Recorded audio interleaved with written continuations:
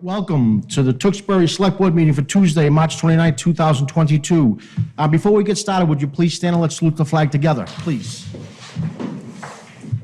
I pledge allegiance to the flag of the United States of America and to the republic for which it stands, one nation, under God, indivisible, with liberty and justice for all. All right, this is a very special evening. This is Ms. Stronach's final Board of Selectmen meeting, unless she comes out of retirement like Tom Brady, and I know Rick would kill you to do that, but so we're going to do some accolades in a little bit at the end of the program. So without further ado, why don't we kick things off with the first schedule item. We have Borg Family Foundation one-day liquor entertainment license application. Do we have anyone representing? Oh, please, the floor is yours. And this is a public hearing, so typically what we'll do is we'll hear from the applicant, we'll talk amongst the board, we'll pause, we'll open it up to see if there's anyone would like to speak, because it is a public hearing. We'll close the public hearing, and then we'll make our deliberations. So with that being said, do I have a motion to read the public reading, the notice of the public reading? Mr. Chairman, I make a motion to waive the reading of the public notice. I have a motion, I have a second. All those in favor, signify by saying aye. Aye. Opposed? Okay, so please, the floor is yours. So my name is Megan. I serve as the Executive Director of the Borg Family Foundation. The Borg Family Foundation was started by Ray Borg and his family in 2017 to continue the impact that was made through his leadership through his hockey career by supporting a wide variety of charitable and educational endeavors. They do 3 main events a year, one of them being their 7.7K road race. The past 4 years, we've hosted it in Topsfield at Ferncroft Country Club. But this year, for a variety of different reasons, we were looking at new locations to move the race to, and given our relationship with the Breakaway Ice Center, that became an option to be a host for the event. So I am here today to ask for permission to be able to host our 7.7K. I have gone through the permitting process with the town and have spoken with the police, fire, and all the necessary departments to make sure that we have all of those ducks in a row in line in regards to the route. But one of the big parts of this event is the post-race reception that we are able to host. So it is a 7.7K road race, a 7.7K run, and it includes a 5K walking route as well. So we have a variety of options for people to be able to participate. And then afterwards, we will typically host a post-race reception with food, beer garden, live entertainment, and the opportunity for Ray and his family to be able to mingle along all the guests that are at the event. Very good, thank you, Megan, very good. All right, let's open up to the board. Questions, comments? Ms. Wellman. Thank you, Mr. Chairman. Thank you so much for coming tonight. I read your entire packet. We were emailed that earlier today, and it was very complete, and I appreciate the work that you went through. I noted that you have not gotten your certificate of insurance yet, but that, so we would want to make this decision dependent upon once you get that certificate of insurance. So basically, we have a dependent decision, and then you can go get that insurance. Absolutely, and just to be fully transparent with that, the only reason why we didn't have it in preparation for this meeting is because for us, a lot of what we try to do is be able to get those beverages donated. So depending on who that sponsor ends up being might depend on whether we're hiring or if they are able to provide that certificate and those tip certified bartenders to be able to host that garden. So that's really what we're waiting on, but either way, we're happy to comply with that. For us, it's just a contingent on whether that's an additional spend for us or whether we're able to have those services donated to us. Well, there's the tip certification, and then there's also the certificate of liability insurance. Yes, absolutely. So I think those are 2 things that the motion would have to depend on. The only other thing, I love that you're doing the race. My concern is it's in the afternoon because it's busy. It starts at 2, is that right? Mm-hmm. I was just curious why you're not doing a morning race. So we've typically always hosted this event in the afternoon because of that post-race reception side of it. Okay. And that is a huge aspect of the event, so that's typically an earlier afternoon aspect of the event instead of having that celebration around noon. So that's why we started with the 2 o'clock time. We have bumped that up. It typically was a 4 o'clock start time, so we did move that a little bit earlier in the afternoon to hopefully be able to find that mid-afternoon spot. lull, yeah. Right. Where people aren't on the road as much. Well, and I know that the safety officer in the police department worked with you guys, and I saw the maps and I saw their sign off, so I appreciate all that. And I appreciate the work that you've done to put into this, and it's a pretty big race. It is, Typically yes. 600, entrants. Yeah, something it like that. gives the foundation an opportunity to raise about $40,000 for the foundation a year, so it is a very big event for us. So we're grateful for the opportunity to be able to hopefully host it. Great. Thank you very much. Thank you. Very good. How about Mr. Mackey? Thank you, Mr. Chairman. I don't have any questions. Ms. Wellman hit the nail on the head. My only comment was going to be that the approval be contingent on that certificate for insurance. Other than that, the packet was very thorough, and thank you for bringing this to Tewksbury. Thank you. Very good. How about Mr. Johnson? Yeah, good evening. I will say at the outset that excellent work and a lot of good things are done with the foundation's proceeds, so thank you for doing that.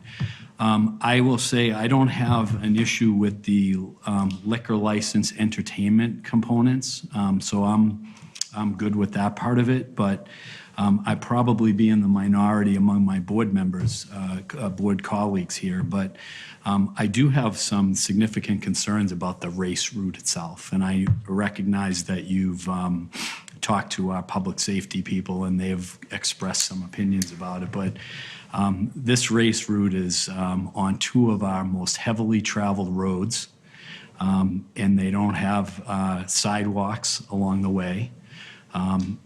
One of them, East Street in particular, is heavily traveled by trucks at high rates of speed. And I have some serious concerns about the safety of the participants, whether they're walking or running. So that's something that's of concern to me. And I recognize that our police safety officer recognized the route and opined that it was okay, but in an unusual way, because she also recommended that there be 7 police officers involved. So I'm very concerned about that, and their opinion from a public safety standpoint is a recommendation. In my opinion, it's not the last word. I want to encourage you, I know a lot of work's gone into this, to consider maybe another route. We've had other events in town where there have been races in other parts of town, and the post-race event has been at a different facility. So people have run the race and then traveled to a facility for a celebration. In my opinion, would be much safer. I'm not comfortable, to be frank, with approving a road race on East Street and Shawshene Street with the kind of traffic that goes through that section of town, and the lack of, ability for people to get off the roadway, and they're going to be competing with that traffic. I know you've been asked to lay out cones and all that, but in my opinion, that's a very dangerous situation, and I don't want to approve something that if there were ever any kind of a significant accident or something, I don't want that to be on my watch. So my colleagues might feel differently, and I know that we usually take the advice of our public safety officials, but this one I'm going to deviate from that in that context. But I want to say I have no problems with the licensing part of it, but I want to encourage you to consider some alternatives as far as the race route is concerned. Okay? Thank you. Okay, very good. How about Ms. Stronach? Thank you for raising those. I was going to ask if tonight we are only doing the one-day liquor license, and typically we have a road race in where we're actually doing the approval of the road race. So I was going to ask that of the town manager. So is that the case? Are we just, tonight is just the point made about public safety and the race route? Try to say that 10 times fast. That's not what we're approving tonight. Tonight, we're only here for the liquor license. Is that correct? I thought you were approving the whole thing. So, correct? That's what you're looking for, approval of the road race and the liquor light, Yes, all of it together? Correct. Okay, so it's, the agenda just says. Yeah, that's, the agenda just said the application. So I was trying to pull that apart to see if we were doing both in that packet. So I was confused. Valid point. I thought we were only speaking on the liquor license portion, so good catch. Good So- call. Well, I think, I'm sorry, but I think the approvals from all the department heads were for the race essentially, right? Not for Yeah, it was right. They the, looked at everything. right. Yeah. So I know it's not on the agenda, so it's a good No, catch. I'm just asking I just want to know what I'm actually voting on. So is it just the liquor license? Because I share some of the concerns about the traffic, and especially since it's in the afternoon. Because typically, when we do road races, first of all, I have to say, I love the Ray Borg Foundation and the work that you all do, and I am thrilled that this is coming to Tewksbury. So this is in no way trying to deter what it is that you're doing, or that we want you to go look for another venue. We want you I here. appreciate that. So that is, I need to say that right out. But I just want to be clear on what I'm actually voting on. Mr. Chairman, you can vote on the entertainment license and the application for the one-day liquor license tonight and vote on the race at the next meeting, which is next week. Yeah. Yeah, we have a quick turnaround for the next meeting is next Tuesday, right? That's the April 5th, right? Yeah. So, I'm sorry, Mr. Arnick, so we'll continue and we'll open up to the public, but any additional comments? No, I just, when we decide what the vote's going to be on the motion, I just want to be clear on what that is. But I do appreciate the work that you're doing, and I know that you'll continue to work with our public safety to make it a safe road, because you don't want to have any incidences either. Exactly. So we're just trying to share with you what could be some potential pitfalls, and I really appreciate you bringing that forward. Please, go ahead. I want to just piggyback on what my colleagues have said. Part of the reason I asked you about the time and my concern with the time, it doesn't look like it, but my brother's a marathoner. I'm not, but he is. And he runs, lots and lots and lots of races, and he runs his running club. So that's why I was like, wow, an afternoon race is kind of, for in the morning on this route, I would be a little more comfortable with that. Lots of breweries and organizations have similar events, post-race events to what you're planning to do. And it's not unheard of for them to be earlier in the day. So that's a consideration, and I don't know if our one-day liquor license is going to be tied to the time of the event as well. It is 3 to 5. It is. It is tied to 3 to 5. So that's a factor, because for me, I think that they're correct. East Street is not a pedestrian-friendly, situation in any way at all. And Shawshing Street's improved, but it's not quite there. And these are super heavily trafficked roads. Okay, Mr. Chairman. very good. Mr. Arnick, are you good on your side? Yes, I am. Okay, Thank you. just through you, Mr. Montori, I don't want to bring up my phone, work needs me right now, but just a quick question, as far as police details, like I said, we don't have the handout that was on the computer. I thought there was police details, and police details were going to be lined up for this event. They will be, yes. Do you have the details on that, Yes. Megan? Yeah, so it was recommended to us that on those main roads, it would be a partial road closure, so we would have the cones out, and there would be a total of 7 police details on the route, and then there would be additional police details at the after reception as well. Okay, so for me, that satisfies the safety aspect of it. Again, it's just, all good conversation, so that was, I was going to just highlight that we do have the police details in lieu of safety for the race, so, okay. Correct.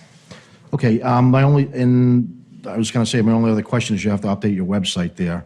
It still points to the Ferncroft. Anyways, I don't want to get ahead of myself. I was hesitant to put anything else. I get it, until the vote, no, it makes sense. Conversation, so- Makes sense, so, okay, all good, all good. Thank you. And you already brought up the What points. is the date? I'm sorry. Yep. Can you June do- 25th. Thank you. I just want people to know that so that they hear that. Okay, and I'm good on mine. We talked about the certificate of insurance and the tip certified based on the vendor. So at this time, let me pause it, we'll bring it back to the board. Let's pause, or any residents that would like to speak. This is an open public meeting at this time. On any subject? Not on this particular subject. There's always one, All right, seeing none, do I have a motion to close the public hearing? So moved. I have a motion, I have a second. All those in favor? Aye. Opposed, okay. So now let's bring it back to the board just for further deliberation, and what's the pleasure of the board? Yeah, Mr. Chairman, I'll offer a motion to approve the one-day liquor and entertainment licenses as presented subject to the proper proof of insurance as requested by the town. And I would make a secondary motion to table the race approval itself until our next meeting a week from tonight. Okay, I just want to pause there. So in lieu of tabling, is there an ask or request on behalf of the applicant? I made it previously. I'd like to ask them to reconsider the race route. Okay, so I have a motion. Do I have a second? I'll second that motion. Okay, so I have a second, and a second. So all those in favor, please signify by saying aye. Aye. Opposed? So the motion carries 4-1. So what we'll do is we're going to revisit it, our next meeting, and again, it's scheduled for April 5th. We'll get you on the agenda and go from there, so. Thank you very much. Thank you. I'd just like to say that the town manager's office is always open if she needs more assistance to do the turnaround very quickly. We'll follow up, make sure, because it's a quick turnaround next Tuesday, Yep. so. Okay, thank you very much. Work with the town manager's office. Yeah, thank you. Great. All right, very good. All right, moving right along, next scheduled items. Actually, it's residents forum. Was there any residents at this time that would like to speak? I think there's one. There is one. It's always one. We go to the- Yeah, that's the big mic. And just name and address for the record, please, that's all. Plugged in? My name is Bruce Schick, and I live at 30 Lucille Drive. I wanted to talk about open space. I signed on to the Open Space and Recreation Plan Committee about 5 or 6 years ago to write the current plan, which was approved by this board, the Planning Board, and the Conservation Commission, and is now part of the town's official plan. That open space plan is just riddled with sections, goals, objectives regarding the acquisition, protection, and access to open space for recreational purposes, conservation purposes, and to provide environmental resiliency. This town has a lot of open space, but not all of it would be considered a gem by people who like to go out and walk around on a nice hilly viewpoint. It's wetlands. And wetlands are what we have in Tewksbury, but they're actually very pretty. And a lot of people like to walk in the wetlands.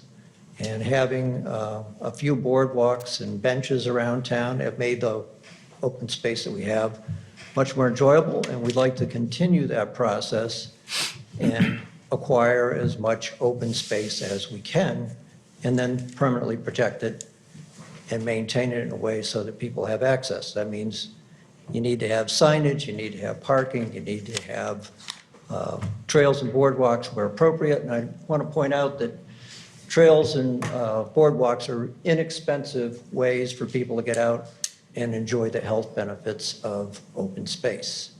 So I'm here today to lobby for any piece of open space that comes to the town's attention to be looked at favorably, if at all possible. But I'm not here to say that every piece of open space is a gem and that we should take it.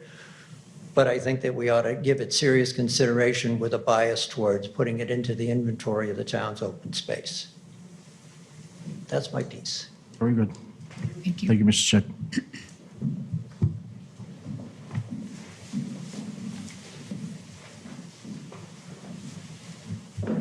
Donna Belsa, 387 Troll Road.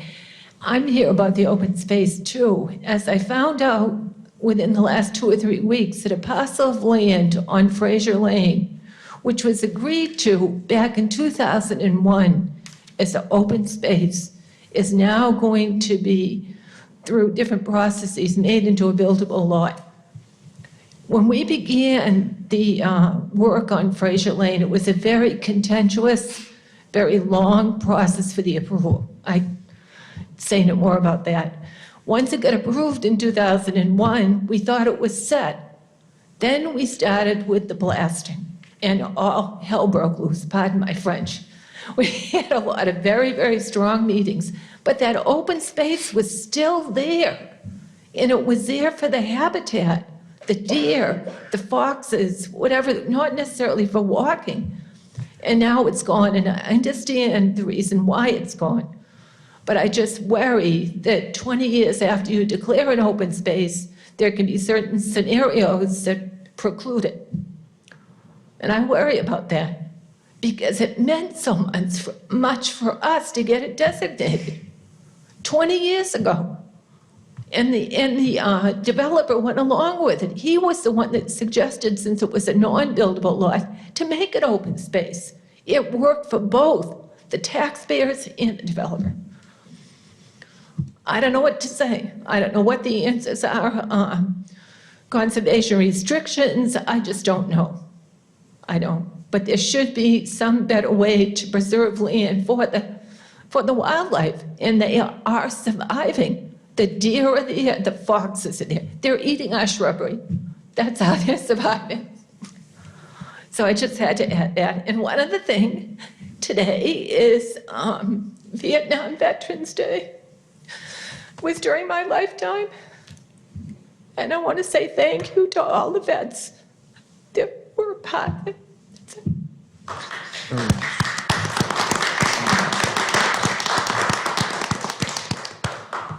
Very, very nice. Well said. Any additional comments under the resident section? All right, seeing none, and just to be open, Mr. Montori will touch upon the open space under the town manager report, because there was another meeting that was brought up where the town doesn't have an appetite, so I wanted to make sure, we as a board want to make sure that we address it this evening. That's what Mr. Montori is going to talk to. So thank you very much for the comments. Thank you. Okay, moving along to new business. We have election and polling updates. Ms. Denise Graffio.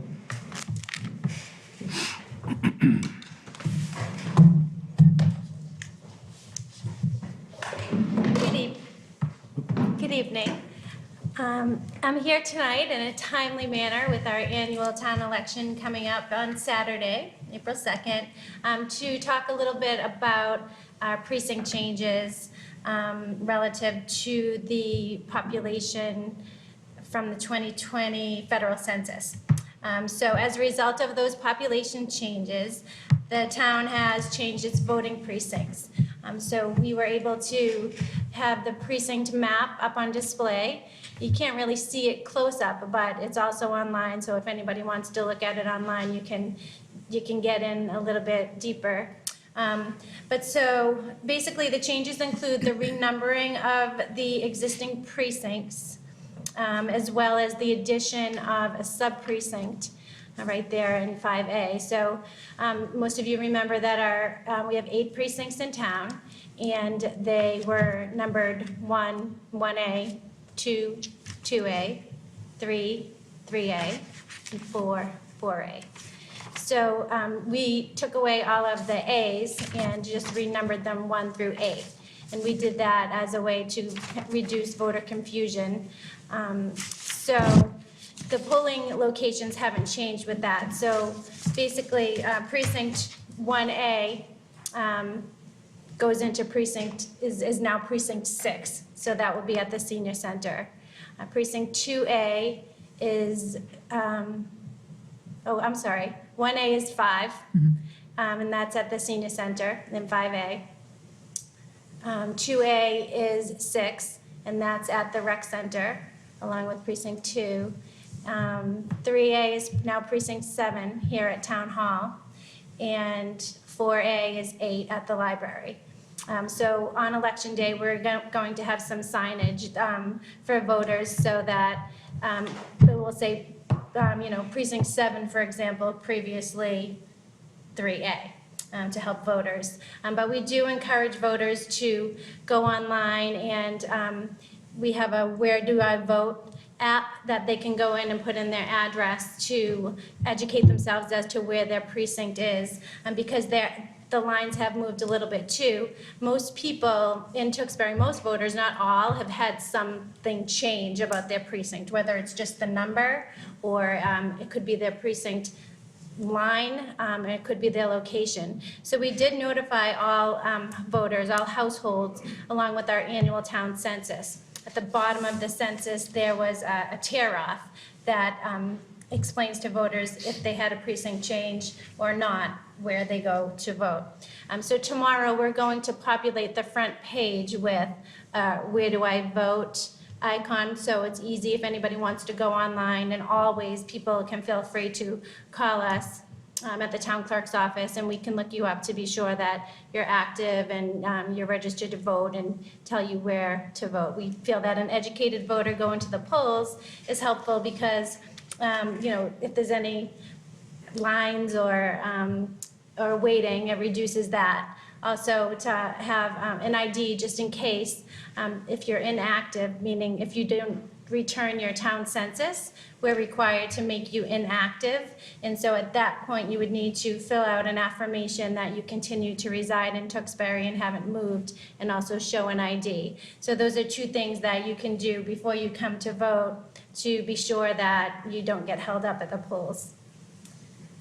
The 5A is something I kind of want to highlight a little bit too, because that can be, I think it's going to be a little bit confusing.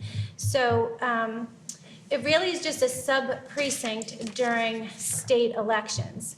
So Precinct 5A voters on a town election is the same as Precinct 5, because during a town election, everybody just votes on one ballot.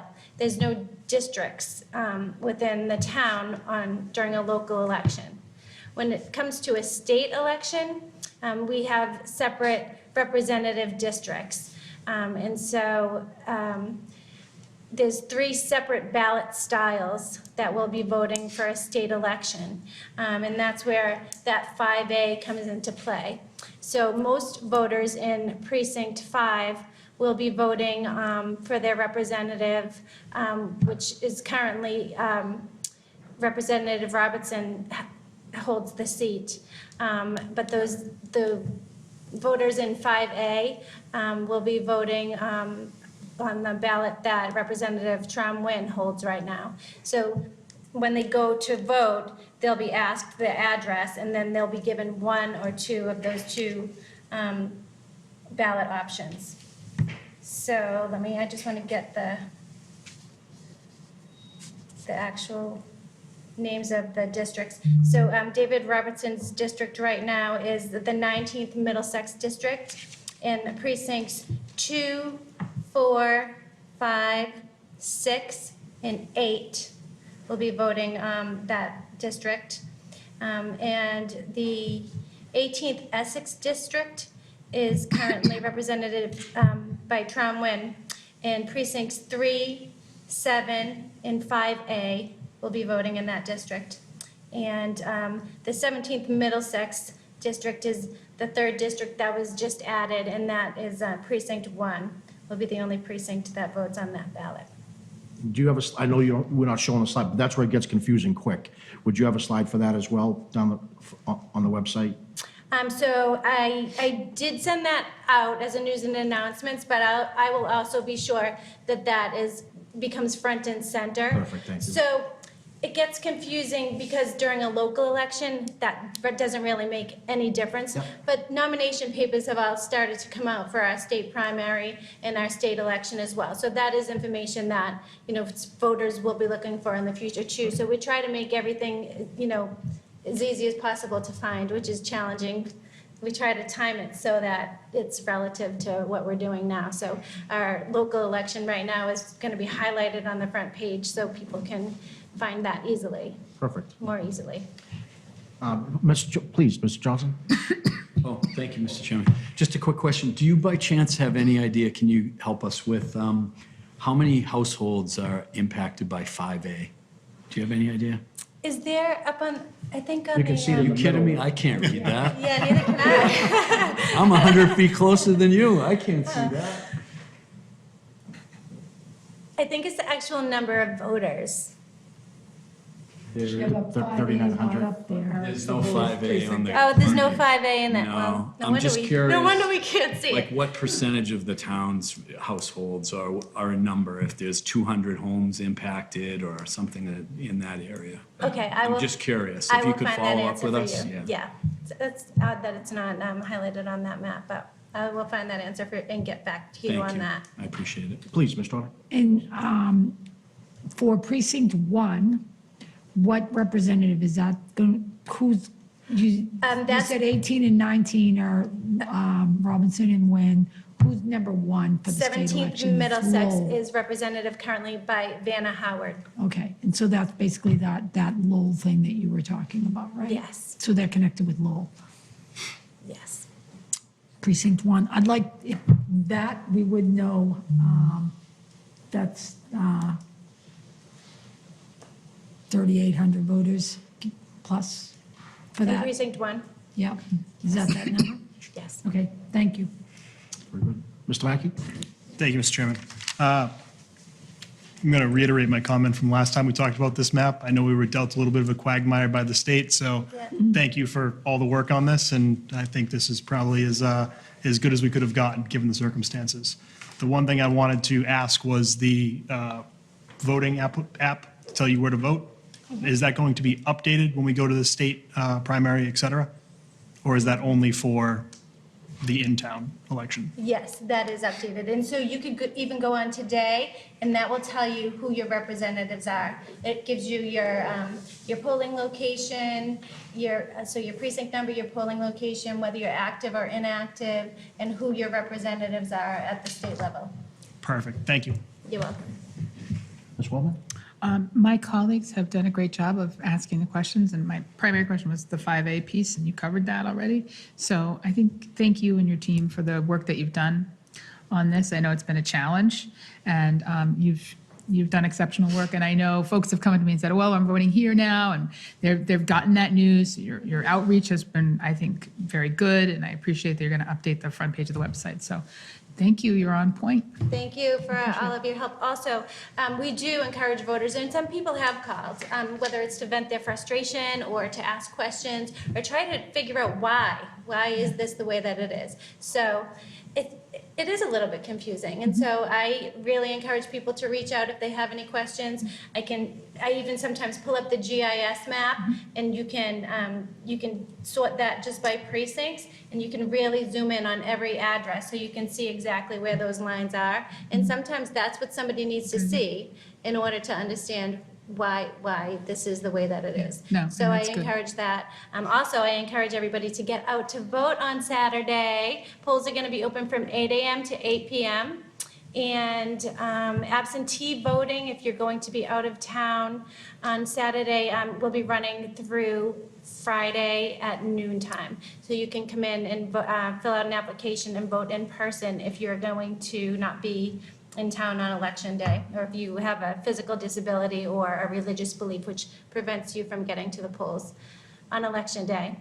And also, I want to take this opportunity to thank Mrs. Stronach for her service to our town and let you know that we appreciate all of your hard work. Thank you so much. I appreciate that.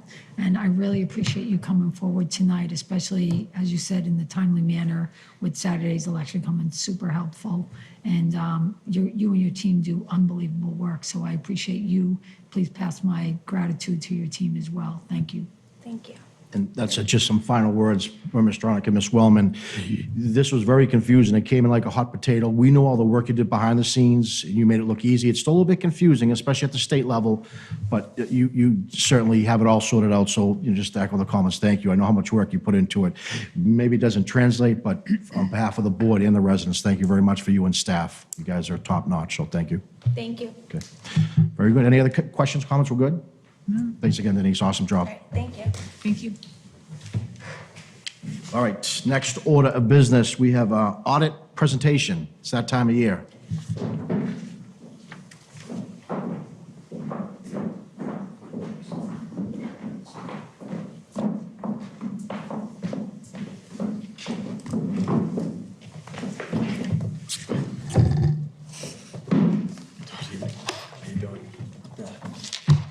Hi, my name is Jim Powers from Powers and Sullivan. I'm a partner on this engagement and a partner, obviously, at our firm. And with me is, I'm Romina Mamelli. I am the on-site partner for the town's audit, and we are here tonight to give you a brief presentation on the results of FY21's audit.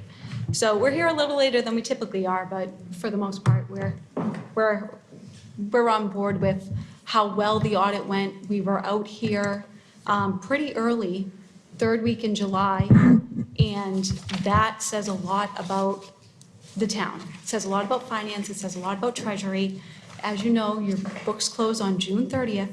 So for us to come out here on July 26th is pretty remarkable. So you have 3 reports that were issued. The first was financial statements. There was a schedule of federal awards and a management letter. So as far as, I'd like to go in order of that. So for your financial statements, you had a great year. There's 3 types of financials within that report. The first is a budget to actual, and then you have a full accrual and a modified accrual statement. Your budget to actual is kind of like your cash basis. So it walks and talks just like how you would set up, how you would see it through Al's books and how you would get these reports from Munis. And $4.2 million you got out of that. Your revenues came in higher, $3.3 million higher than you budgeted. Your expenditures came in, I think, $2.3 million less than what you budgeted. So overall, really good year.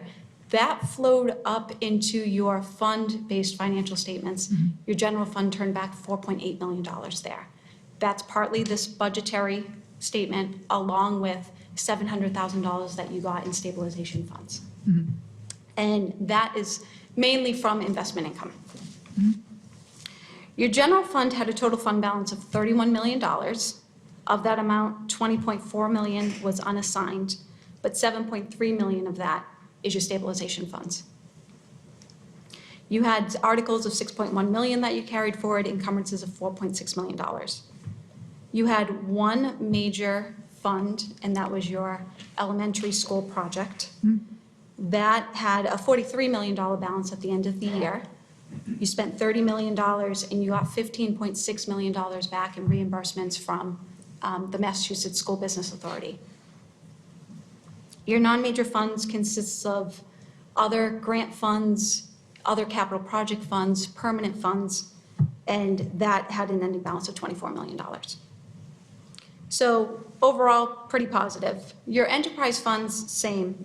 You had, water came in $898,000 higher, sewer $3.5 million, cable was $353,000, and stormwater was new. That had an ending balance of just $1 million. For your full accrual, that positive balance came all the way up. So you actually had a $26 million increase. And that was made up of MSBA reimbursements of the $15.6 million. You had $1 million in Chapter 90 highway money. Those were the main contributors to those changes. The big factors on your statement of net position, which is your full accrual statements, net pension liability and net OPEB liability. I feel like, it's the elephant in the room.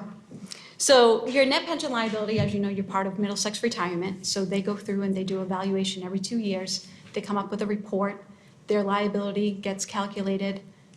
Tewksbury's portions get put inside of your financial statements. And that was $104.5 million for FY21. It was down slightly from prior year. For Middlesex Retirement, they do a valuation every 2 years. So your last valuation was as of January 1st, 2020. Your next one is January 1st, 2022. So your FY22 financial statements will have an updated valuation and components to it. For your OPEB, again, the other elephant in the room, your ending liability was $77.2 million. That had a last valuation as of July 1st, 2020. That's the same. You need a new valuation every 2 years. So you should expect to have one for July 1st, 2022. Your discount rate has continuously stayed the same at 7.5%.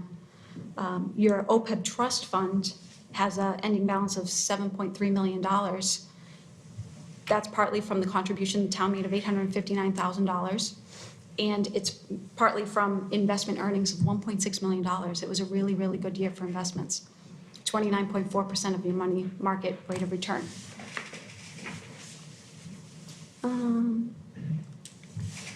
Debt, you had some refunding debt that you issued, and that was mainly for school, a little bit for water, a little bit for sewer. that allowed you to have an economic gain of $2.8 million, and it lowered your debt payments by $2.9 million. And you're, for a nice calculation that some of your rating agencies would look at, would be your debt service percentage as far as what your debt service costs are in relation to what your total budget is, and that was 7.2%. It's a little higher than in the past, but it's partly because of the debt that was issued for the school construction. What would a rating agency consider a strong number in that regard? That's actually pretty good, anywhere between like 5 and 10%. You don't want to be too low, because too low just means that you're not taking care of your infrastructure. Whereas too high means that you have too many projects and you have too much debt. So anywhere between that, a rating agency would look at in a positive light. Good. Thank you. You're welcome. So, and to give you a little background, so these are just your actual numbers of what the outcome of your financial statements are. What we do is we come in, we put this report together based on what the information is from Munis and what the town gives us. We do our audit work, and this belongs to the town. The only thing that we have is the opinion, the 2 pages of the opinion. It was a clean opinion, best you can have. Again, to be able to come in here 3 weeks after the year closes just says a lot about your finance team. So what you don't see in here is some of the transaction testing that we do. We go through, we do risk assessments related to that. So all of that builds up to verify that these numbers, that we've done the audit work that we need to do under GAAP to be able to say that this is a clean opinion. So, and that, again, is kudos to your finance team for having everything in order. Any questions on the financial statements?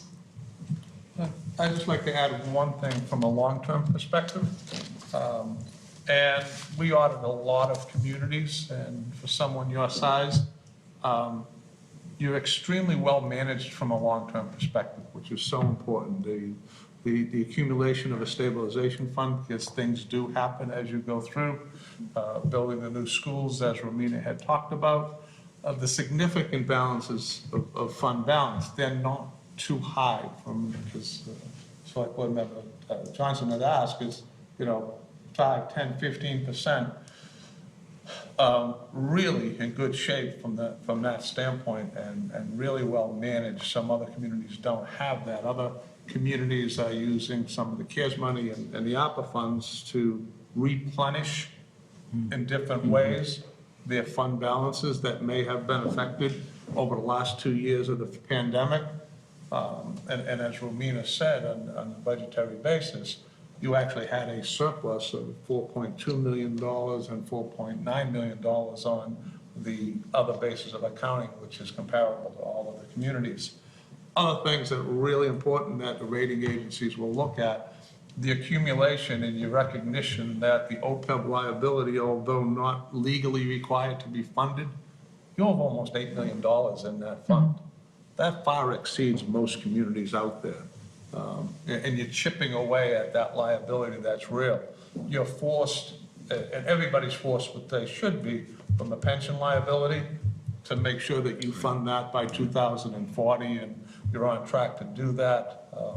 And other things that the liability from Middlesex didn't look like it changed that much, but the good thing is what they did was they reduced their discount rates from 7.5% to 7.3. Okay. So it's a more conservative position of what they think they're going to make over time, and they're more in track with everybody else. And from a county specific, they're probably a little bit ahead of the game than other regional retirement systems at a percentage, especially at that lower rate. Some of the other counties out there, maybe some of them are using discount rates of up to 7.875, which is probably hard to sustain over time. So they might give you a false positive because there's a big swing in there.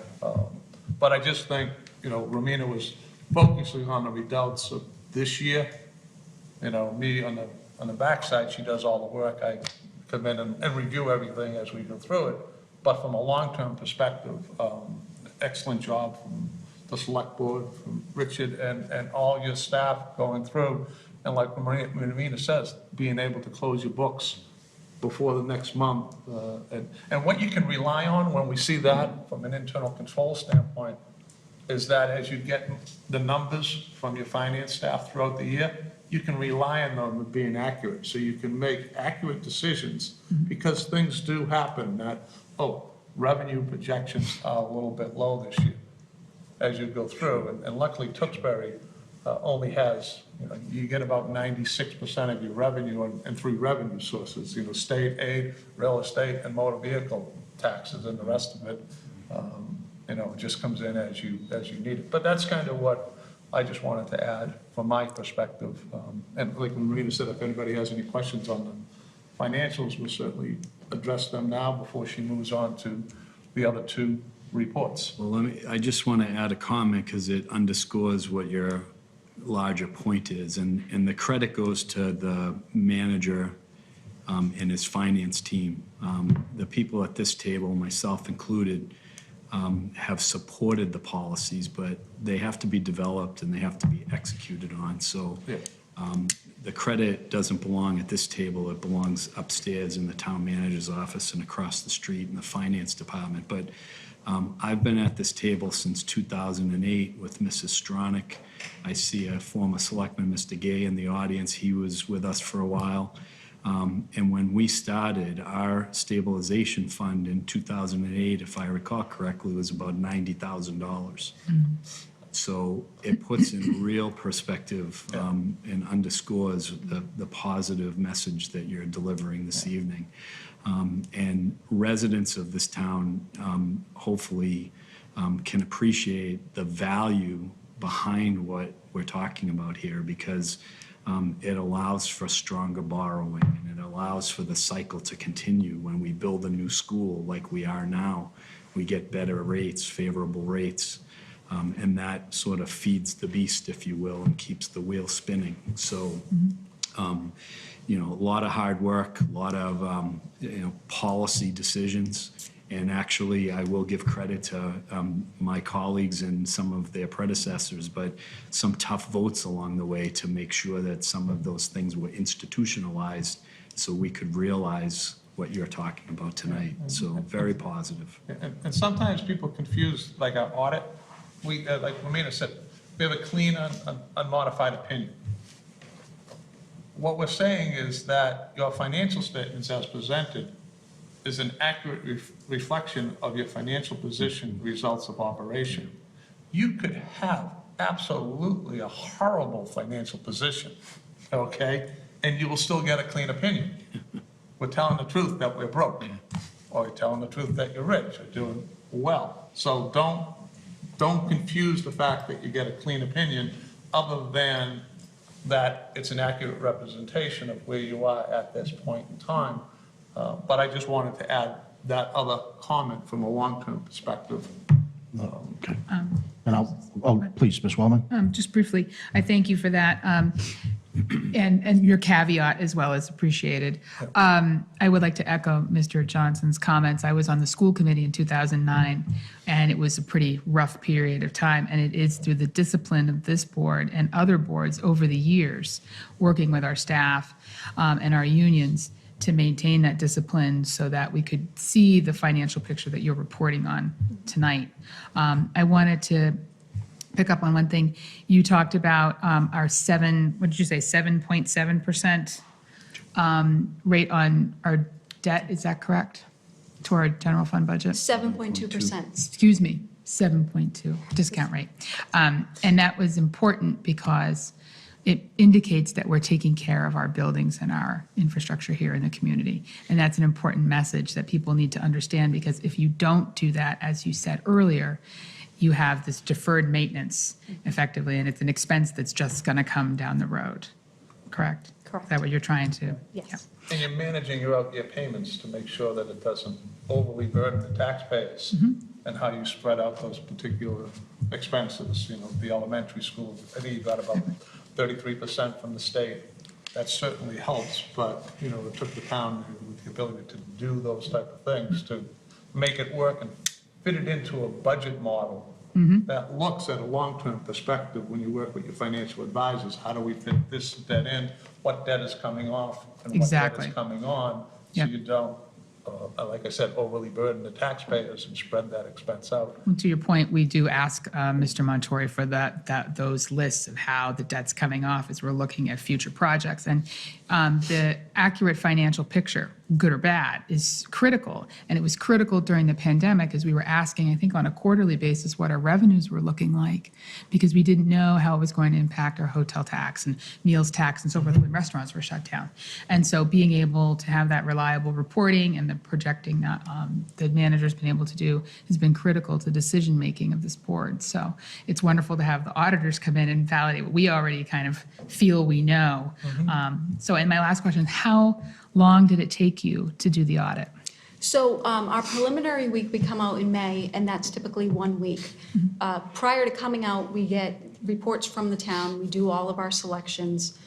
We do our what we have to do on our side as far as our audit programs and our planning and our risk assessments. And then when we come out to do the audit, we're here for 2 weeks. So last week in July, first week in August. But it takes hundreds of hours. There's a lot here.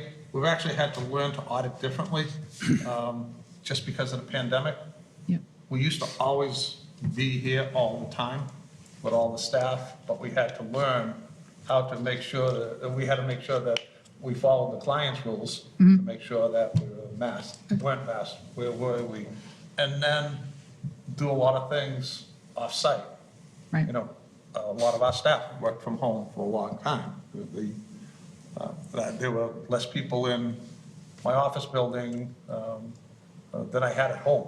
So it's, You weren't alone. yeah, and so it worked out well, and it was difficult for even the town and the finance people to get us all things because they had to do things differently.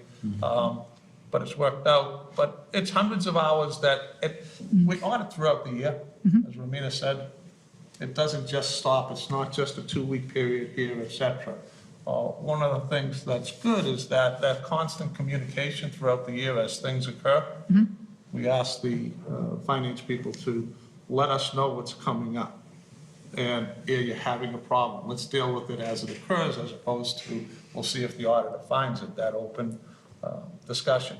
Things like, yours is easier, but like the ARPA funding, for a lot of our communities, we worked obviously with the town to see what you're doing, and a lot of what you're doing, what we want to do is we want to pre-audit that. Some places are getting a little bit wild with what they want to do with the ARPA funds, but don't spend the money, let us know. We can do a pre-audit and give you, if you spend the money in accordance with what you are saying to spend the money, we think you'll be okay. And again, new territory as you go through. Certainly not going to hurt your financial condition by having that particular money to take out a lot of expenses that will assist short-term and long-term. But those are the type of things that we appreciate in our relationship with the town. Thank you very much. Managed town. I just have a couple comments, but how about Ms. Stronach? Any comments? No, I have no comments. It's great to see you here again. It's great to hear the good work that we know is happening. And to the comments of Mr. Johnson and Selectman Wellman, I have nothing to add, except for thank you for doing that work, and thank you for validating it for our residents. It's important. Very good. How about Mr. Mackey? Thank you, Mr. Chairman. Short and sweet, it's good to hear a third-party opinion that is kind of reinforces that the policies that have been set over the past decade that have really kind of turned around and helped get us in a better financial position are having the intended impacts, and that we are continuing to set ourselves up for the future. That's something that I ask Mr. Montori about regularly when we sit down and you touched on two of them, which are the retirement funds. Big liabilities we have out there. We know that they're growing, and that's an issue not only at the town, but at many levels. So it's good to hear that we're setting ourselves up for that, and that is confirmed by a third party. So thank you for all the great work. All right, I just have a few. Mr. Johnson and Ms. Wellman mentioned and Mr. Montori does a great job on the boards, but I also say we have this beautiful thing called open town meeting, so it's a credit to the residents as well, that ultimately, at the end of the day, vote on the policy. So it's a lot of the folks that we see here and watching that deserve the credit. So in lieu of, I don't want to be like the sky is falling, but you did mention some guidance about risk exposure based on the current climate, put the TV on, there's a lot of bad things that's happening. Again, I don't want to say the sky is falling, but do you assess risk and exposure in lieu of the current landscape with gas, food prices, inflation? Do you ever look at, is that part of this too? Is like, so wait a minute, based on the current climate, in 6 to 12 or 24 months, Tewksbury, you should think of A, B, and C in lieu of what's happening in today's the economy? Yeah, I mean, we do our risk assessment is mainly from an audit standpoint. Where can a material misstatement occur in your current internal control procedures so you're not presenting an accurate representation of your financial position and results of operation? But obviously, depending on what we're looking at from, there's all kinds of risks out there. Just with COVID, we Yeah. had to do a whole different risk assessment. Well, that's what with COVID. right. We had COVID for 2 years, and all of a sudden, I'm going to use the big word, the executive word, we pivot to the current state of the economy where, it's not that rosy right now. So do you have any, hey, Tewksbury, you should think of 1, 2, 3, A, B, and C in lieu of that? Like, do you highlight that within the report? No, we don't really highlight that in the report. We may discuss it with you because our role is, as an independent auditor, we don't set policy, that type of thing. So it's not like we can come in and say, you know what, we're going to set your investment decisions, because if we did that, we would lose our independence because we'd be acting as management. But I get If it. Richard wanted to talk to us about, okay, let's take a look at the risk. We've got, almost $8 million in our OPEB trust fund. What do you think is going to happen with the market? My guess is as good as anybody. I get you. I get you. I'm still surprised it's as high as it is, okay, with everything that's going on. And you make your personal decisions. Everybody has different risk tolerances, as you talked about. My risk tolerance is a lot higher than my wife's. And so I usually go with my wife's because, I do the same. I'm not a stupid man. But that's how you go through this. But we will discuss that with the client if there's any risk that we see. One of the things that we had put in the management letter is just going through and making sure you document your own risk assessment, and especially, with data recovery, things like that, that could have an operational effect that could be detrimental.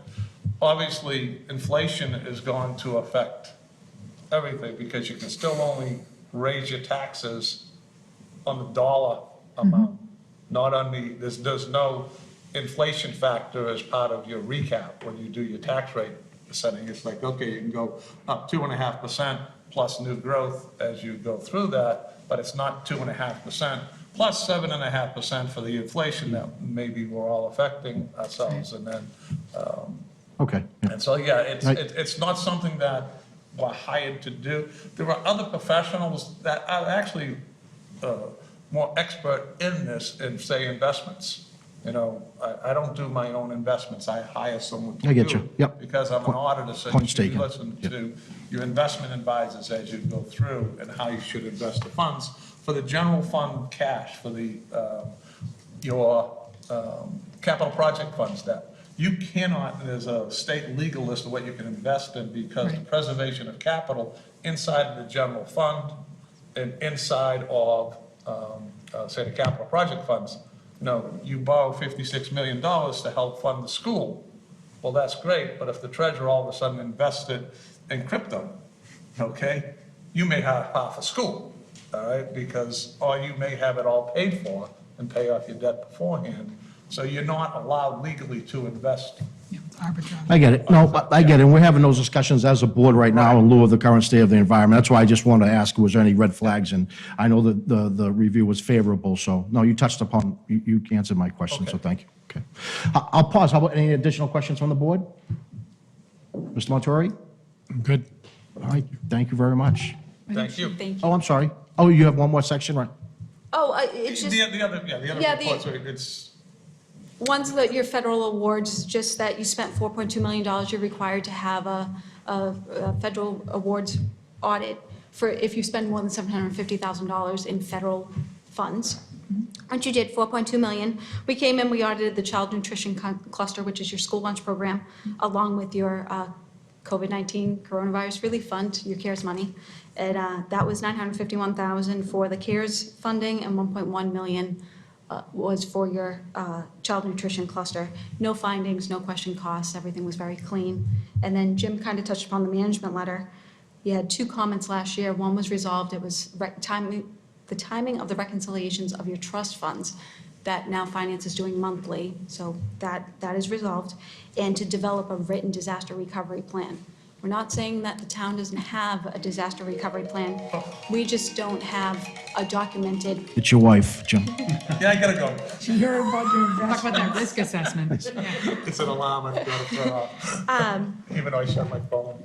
So it's just that there's no written policy. So the process has been started, there's just been nothing finalized. So we just recommend that be finalized. That's all. Okay. Okay, anything else from board? Thank you very much as usual. Thank you very much. So much. Thank you. Great job, thank you. Happy to see you again. Thank you so much. Very kind. See you next year. And Miss Pat, tell him we said hello.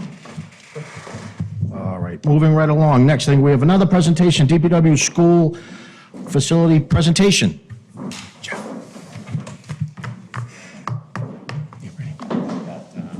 That fit? Oh, okay.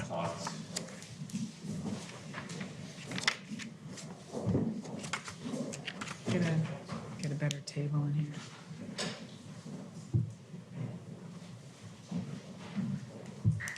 And just for the residents, just as we know from the board, we're taking many questions. We all know it's kind of like, call it the scuttlebutt of the town, talking about the new DPW and school maintenance, so we felt it obligated to put it on the agenda, just to kind of give hey, here's where we're at, here's where we're at, and here's the kind of the next steps moving forward, just for the residents. So,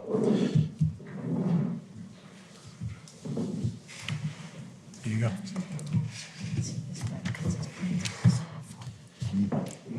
Okay. Do you want to come over? Are you comfortable? I'm You don't have to- gonna scoot over a little bit. You do. So, the floor is yours, gentlemen. Good evening. My name is Jeff Alberti. I am with Weston and Sampson. I have Tony Westbizer from Weston and Sampson also here with me this evening. And we've been working on the design of the Public Works facility and the school maintenance facility. And I'm sorry, Mr. Hardeman, can you kill the lights, maybe? Right up. Thank you very much. Is that better? Awesome, thank you. great.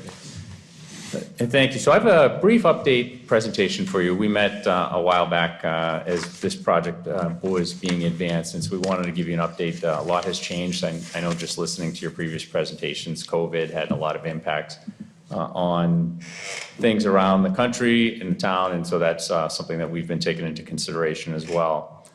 And with anything, as we've done in our previous presentations, I always like to start off with just a summary of what Public Works and what the school maintenance department does. In the last presentation, we probably had 15 or 20 slides, but I just really boiled this down to a few for those that are maybe watching for the first time, to understand the importance of these operations and why we're designing this facility and the town is going to build a new facility.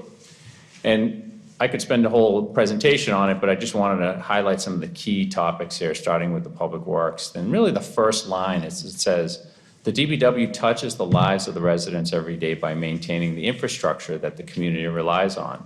And we tried to list as much of it as we could on one page, and it's items such as 160 miles of roadway, 20 miles of sidewalks, over 3,000 catch basins and manholes, 180 miles of water mains, 92 miles of sewer mains, as well as the maintenance of approximately 155 pieces of equipment that are used to support the infrastructure of the town and the emergency departments of the town.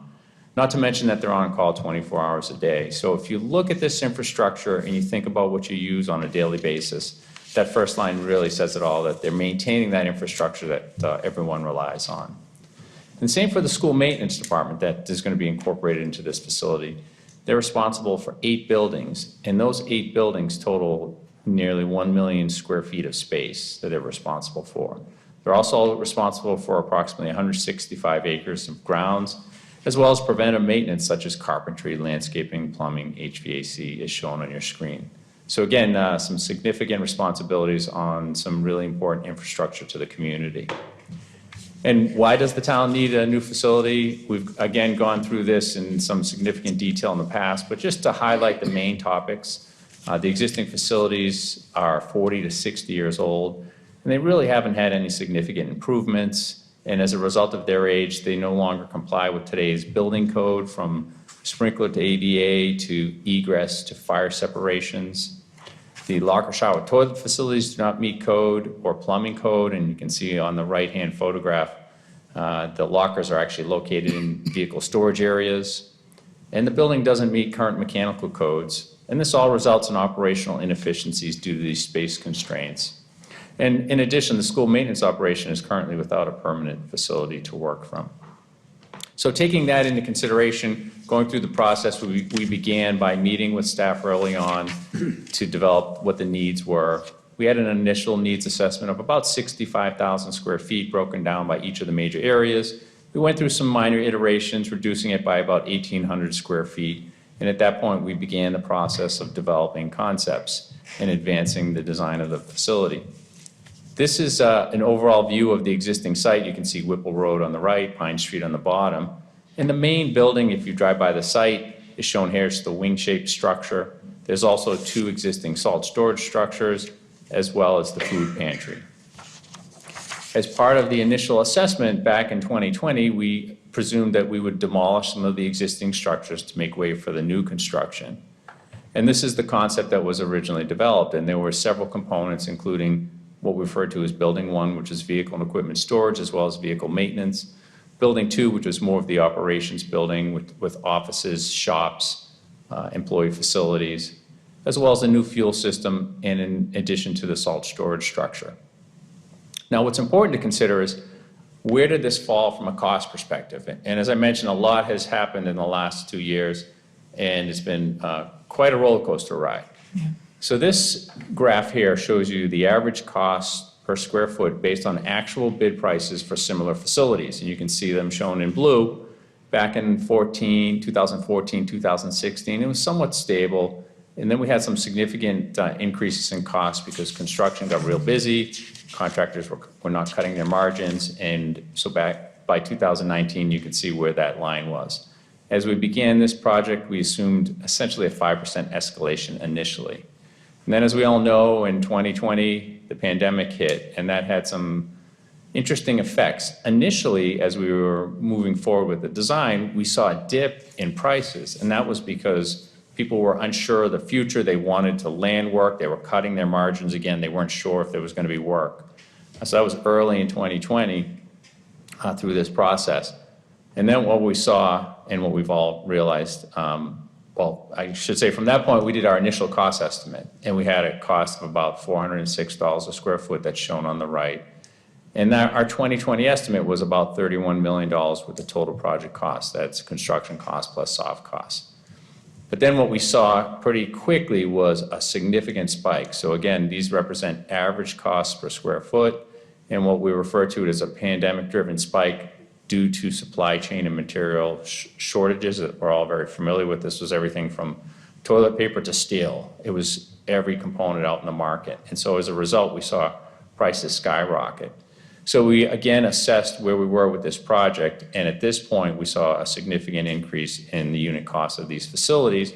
We redid our estimates, and in 2021, a year later, we saw a spike from that $31 million total project cost up to about $37 million.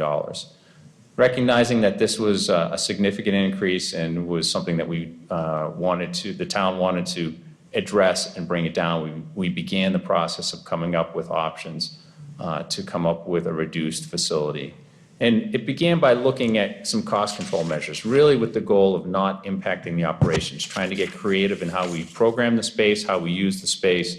And there was also a suggestion from town staff and select board members to really consider the reuse of structures on the site. So we took that into consideration. So under this scenario here, we were able to work closely with the end users, DPW and school maintenance, to come up with a reduced program of about 53,000 square feet. So we had a 10,000 square foot reduction. In addition, instead of demolishing that wing-shaped building, we made the decision to look at renovating that facility. But to keep costs down, we were focused on how can we renovate it, how can we put operations in there that won't require significant renovations, such as vehicle and equipment storage, which is really critical to this project because you do have a multi-million-dollar fleet that we wanted to protect. So through that process, we kept the existing building and we looked at reducing the other building, the new construction, which is ultimately where we came up with the reduced program of 53,000 square feet. And as part of that, just to kind of talk about some of the highlights, if you look on the right, the renovation and reuse of the existing facility, a majority of that space will be used for vehicle and equipment storage, where currently it has vehicle maintenance, it has offices and employee facilities. We do have a component that includes highway shop, some school maintenance support space, and we're also moving the food pantry operation into this building to allow us to take better advantage of the site, and as well as a wash bay within that facility. And on the left-hand side, the new construction, what we really did to help bring down the space is we came up with a stacked vehicle storage arrangement, which is a little bit different than what we had originally proposed, which helped to reduce the circulation space and allow us to get more vehicles within that footprint. And also within that space is the vehicle maintenance shops, as well as the offices and employee facilities. And by locating the structures in the locations that you see on this particular plan compared to the earlier one, we were able to reduce the extent of site development. And site development does have a pretty significant cost. We're able to maintain the existing salt sheds. We were able to maintain the fuel island, and that helped us to reduce the overall limits of the pavement area, and again, reducing overall costs of the facility. Oh, could you please just go back one? It says future addition. So that's not, can you explain that a little? Sure. So in the area that is located here, we're proposing to, as part of our design, because there's fluctuation in the market, we're proposing to do that as a bid alternate, so that if prices are favorable, then that extension of the garage can be included. And if it's not, if the town were to ever want to increase, what we want to do is show that space so that we don't run utilities or storm water through that space. Yeah, we didn't want to build ourselves into a corner. So you're leaving a little bit of flexibility Right. so we may or may not need it, but that's kind of like the asterisk, right? It's good, it's a placeholder, right? Correct. Okay, very good, thank you. Right. So this is a summary of the overall cost. I won't get into the numbers in detail, but just to highlight the overall numbers, the first several bullets represent the major components from new construction to renovations to site development, as well as industrial equipment and contingencies at approximately $23.5 million. In addition to that, you have soft costs as well as contingencies, and that rounds it out to about $29.5 million. So compared to where we were at the $37 million range of a total project cost, we're showing a 20% reduction that's being achieved through some of these cost control measures, reducing the footprint, as well as the adaptive reuse of that existing building. And certainly as we continue to advance the project, our goal is to continue to look for additional ways to reduce that price if possible, and hopefully get some real good interest from bidders to help get some competitive pricing to see if we can bring that down as well. Overall, just to give you a highlight of the schedule, this is where we are today, with the red arrow represents the completion of this reevaluation, renovation, redesign component, with a plan to seek funding in October, the October town meeting, and begin construction in the spring of 2023. There are certainly a significant amount of benefits associated with a project of this type, considering the operations that we talked about at the beginning of the presentation, from number one, providing a code compliant and safe work environment for the town employees that are maintaining that vital infrastructure for the community. It protects the multi-million-dollar investment that you've already made in your vehicles and equipment by putting them under cover. It's going to reduce maintenance costs. It's going to increase vehicle life expectancy, which will save the town in the long run. Much more efficient workspace, providing better response times. What you really want to do is get the staff out into the community to serve the community, as this allows them to do it much more efficiently. It does create a consolidated public works and school maintenance campus, improving efficiencies between the departments, and the ability to share resources, which is great. And as mentioned, the reuse of that existing building will really help to reduce the construction costs based on the proposed plan to have it primarily for vehicle and equipment storage. So with that, I'd like to open it up to any questions you might have. All right, very good. The closest one gets it. How about Ms. Wellman? You want to kick things off? Sure. I may think of other questions as we go through, so I That's fine. might Yeah. come back to me. Thank you very much for your presentation. I went on a tour of the DPW a number of times over the years, but we went a couple of months ago as well. And so I had two questions off the top of my head. And I appreciate all the work that's gone into this and your considered concept to help, and the reduction in the square footage to help bring the project more in line with today's prices as a factor. On the current concept, what is the site work requirement? Because I understood that there was some site cleanup factors on the kind of in the rear portion of the site, and would that have to be addressed with this new concept? Yes, so that is included currently in the plan. So there's an old stump dump on the site. Yeah. And so through the permitting process, we've already gone through and met with DEP, and we've included costs within this current plan to close that out. Yeah, so like $500,000 About landfill cap? $500,000, yep. Okay, thank you. And then, and is that reduced from the previous concept, or is it about the same? It is, it's actually reduced. We were able to really define the limits more closely. We went out and did test pits so we could reduce the overall footprint, which therefore resulted in a reduction in the costs to finally close that out. Okay, thank you. So it's an important, savings. And then, and Mr. Gilbert, you can correct me if I'm wrong. When we were looking at the site before, in the vehicle storage area, the trucks are so packed in that sometimes staff can't really climb into the vehicles. They have to start moving vehicles out in order to get into the vehicles to start moving them because they're so tightly packed. And my understanding is you have to take the plows off the trucks between storms. Is that correct? That is correct. Right. So that delays storm response, or it also requires maybe greater costs on staff coming in earlier to get those vehicles ready for each and every storm. Is that a fair assessment? That is a fair assessment. There are times when we keep the plows on and some of them are actually left outside. So, depending upon the storm, when it's coming in and things of that sort. Right, we But have there is a back-to-back delay in getting staff out and having to put those plows on during the storm.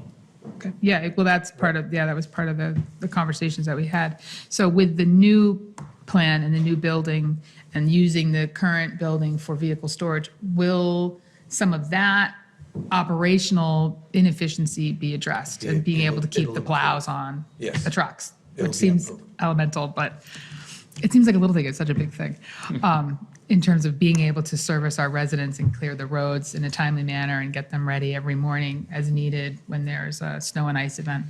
All right, I will probably think of other things as we go, but I do appreciate your time. I want to give my colleagues time to respond to it, and I thank you for the work that you're doing. Okay, thank you, Ms. Wellman. How about Mr. Mackey? Thank you, Mr. Chairman.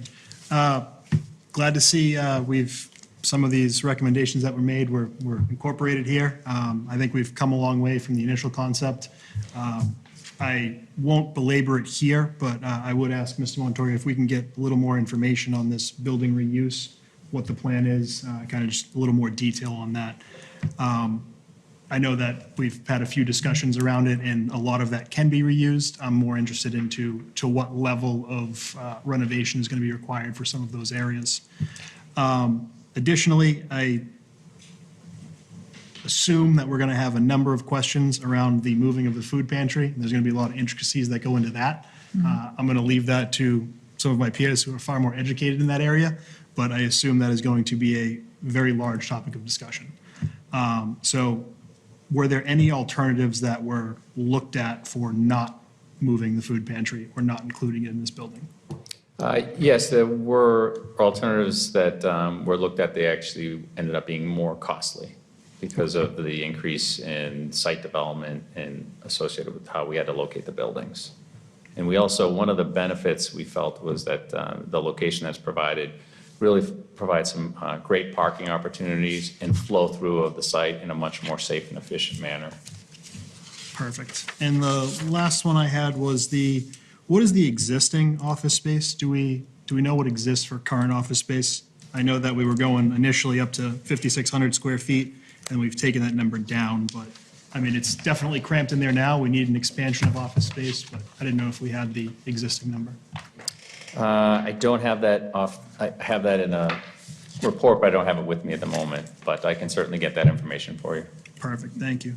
Because again, I know it's cramped in there and we need an expanding of office space, but. This is definitely an increase of what they had. Yeah, significant increase. And I know we've taken it down from the initial scope of 5,600 to down to 49, but my question is, knowing that that is a very expensive portion of the build, was there any more room to reduce that? Kind of taking a nice keen look at that. Sure.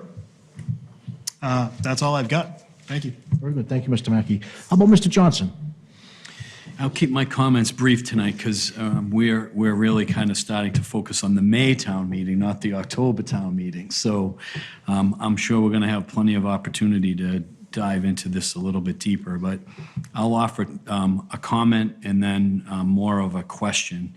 And just to follow on Mr. Mackey's comments about the food pantry, as a 20-plus year director of the pantry and volunteer at the pantry, I can state with some level of confidence that we have the utmost confidence that the town will take good care of the food pantry.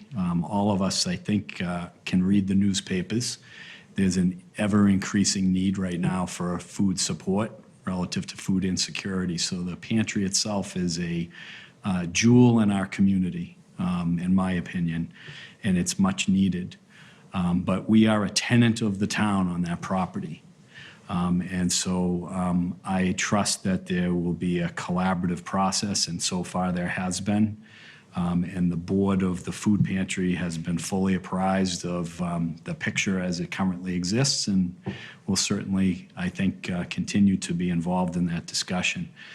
So I'm optimistic that if this is what is ultimately settled on as it impacts the food pantry, that will be something that we can address in a positive outcome manner. My questions really are not about the need, because to use a phrase of a colleague of mine, we're in violent agreement that the need is there. I don't need to be convinced of that. And I also believe that if we are going to build new schools and build new fire stations and all the other capital improvements that we've made in infrastructure here in town, we do need to take care of the streets and roads and water and sewer infrastructure equally as well. And we need to have the right facilities and support to make that happen. So continuing to invest in our community.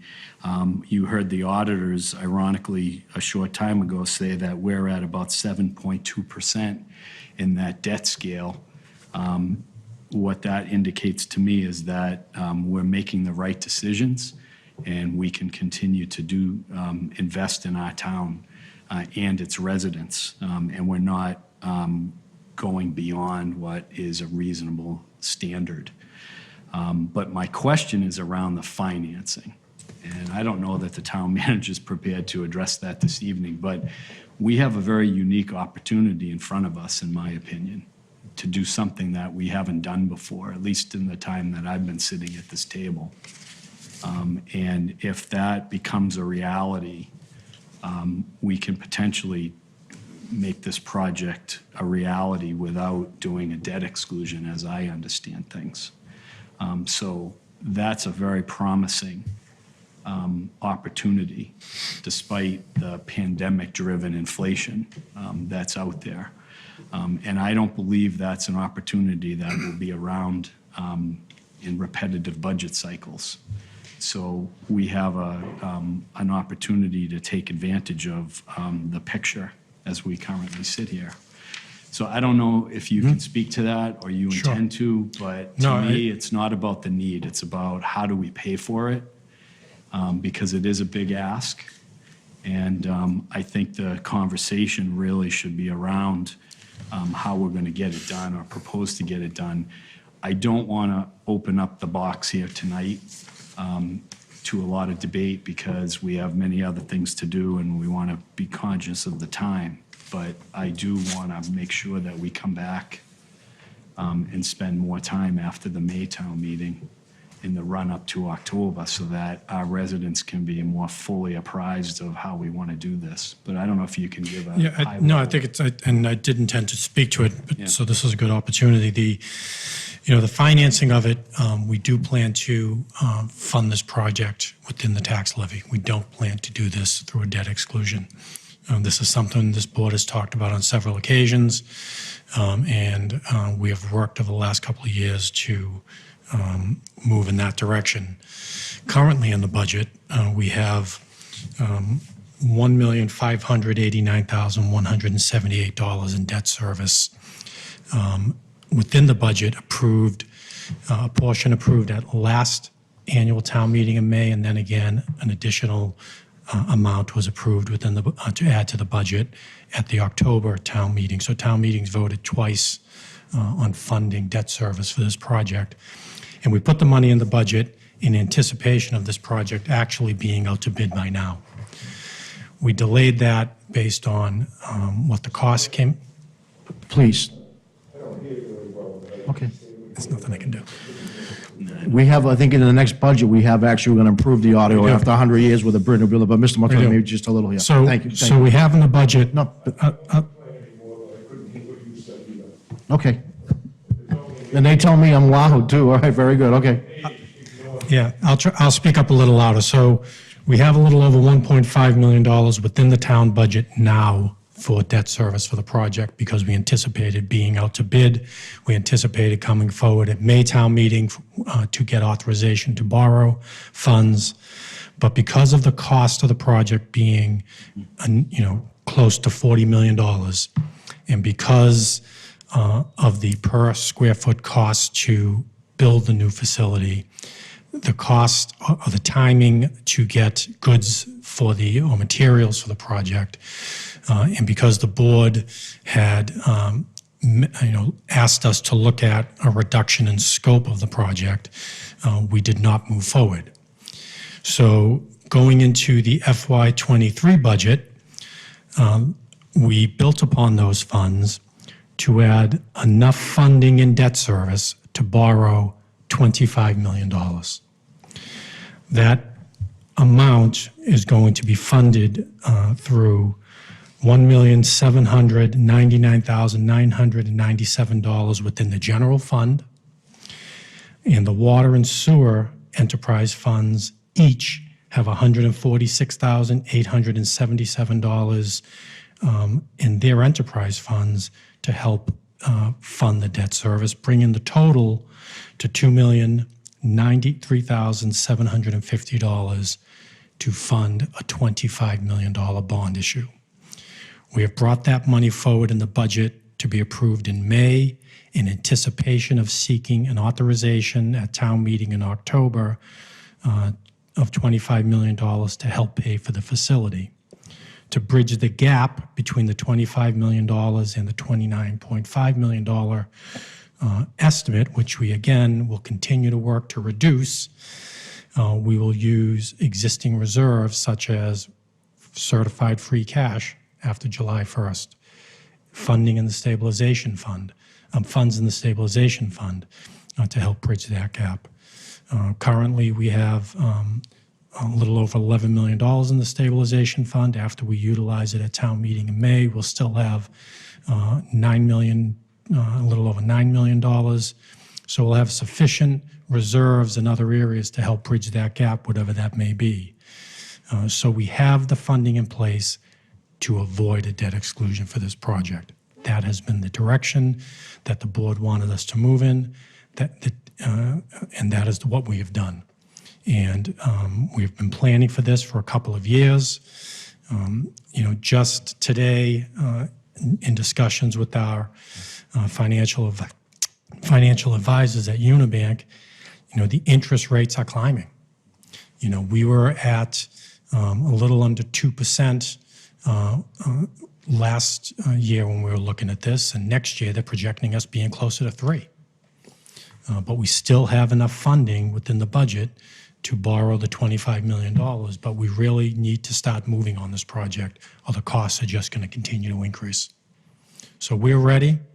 Town meeting has approved funding for this project on several occasions. They approved $2.2 million to go into design of this project. On other occasions, they have approved funding within the budget to be set aside for debt service. We have not shied away from what the costs of this project are going to be. We have been upfront to what's needed. Town meeting has supported us. We committed to getting this within the budget. We are not taking 1 cent away from any services within this community. And we are prepared to bring this project forward in October and then to start building it next spring. Thank you, Mr. Montori. How about Ms. Stronach? I appreciate that passion. More importantly, I really appreciate the work that has gone into this project. We did put this in front of our voters several years ago and asked our voters to consider building a new DPW. I have been sitting on this board. I'm going to correct you. It's not often I get to correct Mr. Johnson, but we've been here since 2007. Scary thought. Oh, my goodness. And at that time, when we came in and we were not in the best financial situation in this town, we were cutting services at DPW. We were looking at staffing at DPW. The work that was done with Mr. Kelly in the back room on the financial task force really laid down some work that we were able to do in those early years to start to rebuild DPW. We are now in a position where we can put a new DPW building in this town. It was 5 years ago that we had the vote. How long ago? It was 5 years, right? It's close, yeah. I think you're right. 5 years has passed since we've asked this community to put forward a debt exemption, maybe 4. And now we're in a position where we can say to our residents, we can take care of our DPW in a way that is going to be cost-effective and not be an override. I am so happy to be able to do that. I can't express how important it is to put a project like this forward without having to go to our residents and put a debt override. To be able to have $9 million in free cash that we can take and put somewhere at the same time when we're not raising water revenue is extraordinary to me. And the work that's being done, not by just this committee, but the work of the town manager, the DPW, the finance people, and the residents of this town. Because I really appreciated our chairman saying, it's great that our audit, but we do have town meeting, and they demand that we are being fiscally responsible. And it is really exciting to me to be able to put this forward in a way that's not going to impact. But I agree that our window of opportunity is closing, and closing quickly. And if we are going to do this, we need to seize that moment right now. And we need to get this project done. A couple of things that are important to me is where's the finance committee on this? They're supportive of this project, and you've presented them because they do a lot of back work, and I always rely on their thought process. So I'm curious about Yeah, that. so the Finance Committee hasn't taken a formal vote yet on it. They have their public hearing tomorrow night that they'll vote on the budget. And obviously, they'll weigh in on the bond authorization in October. But so far, they have been supportive of funding we've put in the budget. Great. So they're well aware of this project, and They are well you know, aware of the project. we have been sitting at this table basically saying, yes, there's a need, but we're not funding this with an override. And we have tasked the administration to do that without it. So the other thing that comes to mind, great point about the ad alternate. We haven't had a project on the school side, on the police side, that we have not put forward ad alternates to build in that capacity. You know, I would be, I'm always hopeful that we're able to do those. Sometimes we are, sometimes we weren't. We got really lucky with the elementary building project and some of the things that we were able to do for ad alternates with the athletic complex. Great example of how that futuristic planning. So I'm really excited to see that in the plan tonight.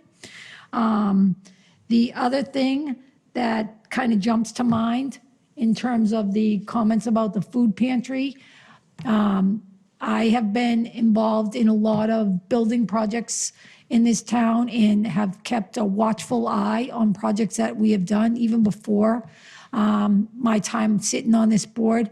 And I don't think that there's a project that we've done where we have taken something away where we haven't replaced it and made it better. And so I don't see that any less. And I don't think the people that would be sitting here after me tonight, and more importantly, those residents at town meeting are not going to stand for any less. So I am really excited about this opportunity, and I employ us just to seize this moment, because I do think that this window of opportunity is closing. And I hope that you are able to hear that, Mr. Kelly. Okay, very good. To use my best outdoor voice. Okay. And I just have a few comments. I'm going to come at it a little bit different angle. And just to repeat, there is a need. There is an absolute unequivocal need. And I'm not going to use the word but. I'm going to maybe switch it to however. If this was a police building, a fire building, a municipality building of any sort, for me right now, the state of the economy, the uncertainty, I kind of want to see the financial plan, you know, very much like in a PowerPoint. Here's the next 5, 10, 15, 20 years. And I know we don't need to get into it this evening, but that's kind of my thought process. And again, I'm going to use a really bad word here, but I did call it a dump on TV, but I meant that in a good way. So again, there's an absolute unequivocal need, but I also do look at the big picture. We have 3 debt exclusions. One in particular is the sewer, roughly $3 million for the next 3 years, if that comes off the budget. So, you know, perhaps I'm thinking, my thought process is around, again, another bad word, kicking the can down the road, but I just want to be overly cautious in lieu of the current situation. So, I mean, I'm looking forward to a healthy debate. Again, I'm not against it, but I really want to understand those finances. What's the true impact at the end of the day for the taxpayer if everything works out? And I always know there's a fudge factor when we put those numbers together, but I do want to see the numbers. And thank you. We did say, hey, go back to the drawing board. You know, it was this square footage. You came back with a second options, and now ultimately it's the third option. No, maybe you go back to the drawing board as we continue to work through this. So again, an absolute need. But I just want people to know my thought process, that's all. Where I'm not against it, we need it, but I'm still going to question those numbers because this is a big ticket item. So please, Ms. Stronach. Thank you. It's probably going to be my last time at this table saying one more thing. But it's okay. Mackie, give him a nudge. So, but I have to, you know, I'm not going to be here for the next debate when this comes up on this board. So I'm going to seize my own moment right now and just say that while I don't disagree with you, and we should be demanding and looking because this process is coming forward, but what I will say is that the 2 pictures that you had up there, and Ms. Selectman Wellman spoke about the trucks. That was not our DPW picture of what our garage looks like, just so you know. And we only need to have one workman's comp accident down there. And guess what? We are going to be on the hook for a big ticket. And that is not for me. I do emergency management preparation all the time. It's not when, it's not if, it's when. So we need to address this. And I do appreciate that you are looking out for every single penny. And all of you, I leave it to you all to make sure that we're getting the best value for our dollar in this project, in the work that's going to go forward. So thank you. I'm sorry. Very good. No, very good. Sorry. You actually earned it and deserve it, so. All right, very good. Thank you, Ms. Stronach. Any other, very good, gentlemen, very good. Any other closing comments from the board? All right, excellent. We'll be in discussions. Thank you very much. Well done. Thank you. Have a great night. We already went through public comments. As Mr. Kelly, I think I am going to allow you. You deserve it. And again, I just want to be very cognizant of the time, that's all. People at home probably thought I was yelling. No, I wanted to make sure he could hear. Thank you, Mr. Chairman. I apologize for missing my opportunity. Mrs. Stronach, as usual, got right to the important issue, I think. There's no doubt that this project is needed. The real issue is the override. Right? That's it. This is a project, it's a, I don't know, a $30 million project, 25 million, 40 million. It's a multi-million dollar project. What's the life of this building if it's built? 30 years, 40 years, 50 years? That's a definition of a long-term capital project. It has to be funded through an override. We all know this. What we're talking about here, the putting money aside over the last few years and doing it the way it's proposed is an attempt to avoid an override. That's what it is. You have a responsibility not to go along with it. The way to fund it is through an override, and I ask you to do it that way. Thank you. Thank you, Mr. Kelly. All right, again, we're going to have these, again, this is just, we wanted to plant the seed here. Obviously, it's a big ticket item for the community, so that's why we wanted to put it on the agenda and just be very open. So we're going to move forward because it is getting late. So next on the agenda item is land sale approvals. Mr. Montori, what do you got? So just some land that town meeting authorized to be sold by the Board of Selectmen. The land was put out to bid. We received prices on the land, and I'm just asking the board to, and the board had previously authorized the land to be sold. I'm just asking tonight for the board to approve the land sale of the following parcels and authorize me to sign the closing documents and any documents needed to finalize the sale. And just quickly going through it, map 34, lot 30, sale price $63,835 for HRM&D LLC, Rockland Street. Map 48, lot 58, Clinton Street, buyer HRM&D LLC, $64.75 is the sale price. Mr. Chairman, do you want me to read these all? I know the board has them. No, I was going to say, Can you just- I'm not going to call it a formality, but this is part of the process to give you the vote for the final stage of Yeah, you essentially approve the the sale. transition Yep, approve the sale and allow of a me to- vote that already transpired in town meeting, correct? Yep, as presented, we'll put the sale, we'll put these in the record. Yep. The total sale amount that we're getting in the sale is $1,023,765. Thank you. Any questions from the board? Mr. Johnson, please. Chairman, just a point of clarification. I'm fine because I have the list in front of me. I just want to confirm, was this in the board packet that's on the website? So No, but we residents can see it? send it out. And if Yep. not, can you just post it tomorrow so they can see it? Yep. That's fine. Good call out, Mr. Johnson. Thank you. Mr. Chairman, I have a quick question. Please. On, down at the bottom of this list, through you to the town manager, Mr. Chairman, map 101, just for quick reference at the bottom, map 81, I'm just curious, It looks like some of these buyers kind of roll over, or if there's multiple buyers here. And so if that can just be cleaned up when you post it, so maybe Sure. some spacing or something, so it's clear. Okay. For, yeah, 101, 81, I think the buyer's going to be extended. and then 86. I'm sorry? Talking to myself. Okay, so Yeah, we'll do just that. Make it a little clearer. Yeah, 'cause it's like, no problem. Yeah. Yeah, we'll put it on, we'll send it up, we'll put it online tomorrow. Okay, very good. That said, what's the pleasure of the board? Mr. Chairman, Go ahead. No, it's your evening. okay. I'll make a motion to approve as presented by the town manager for the sale of the properties of the town-owned parcels. I have a motion, and I have a second by Ms. Wellman. All those in favor, please come out by saying aye. Aye. Opposed, unanimous, 5-0. Mr. Ontori, the floor is still yours. So, town manager, we talked about open space, again, a little bit stems from additional meeting where there was some comments said, so we just wanted to kind of get in front of it and just explain some of the stuff around open space and our thought process as a town and as a board and as a community. That's all. So over the past week, there has been discussion on some open space that the town declined an offer of a donation. It was land on Marston Street.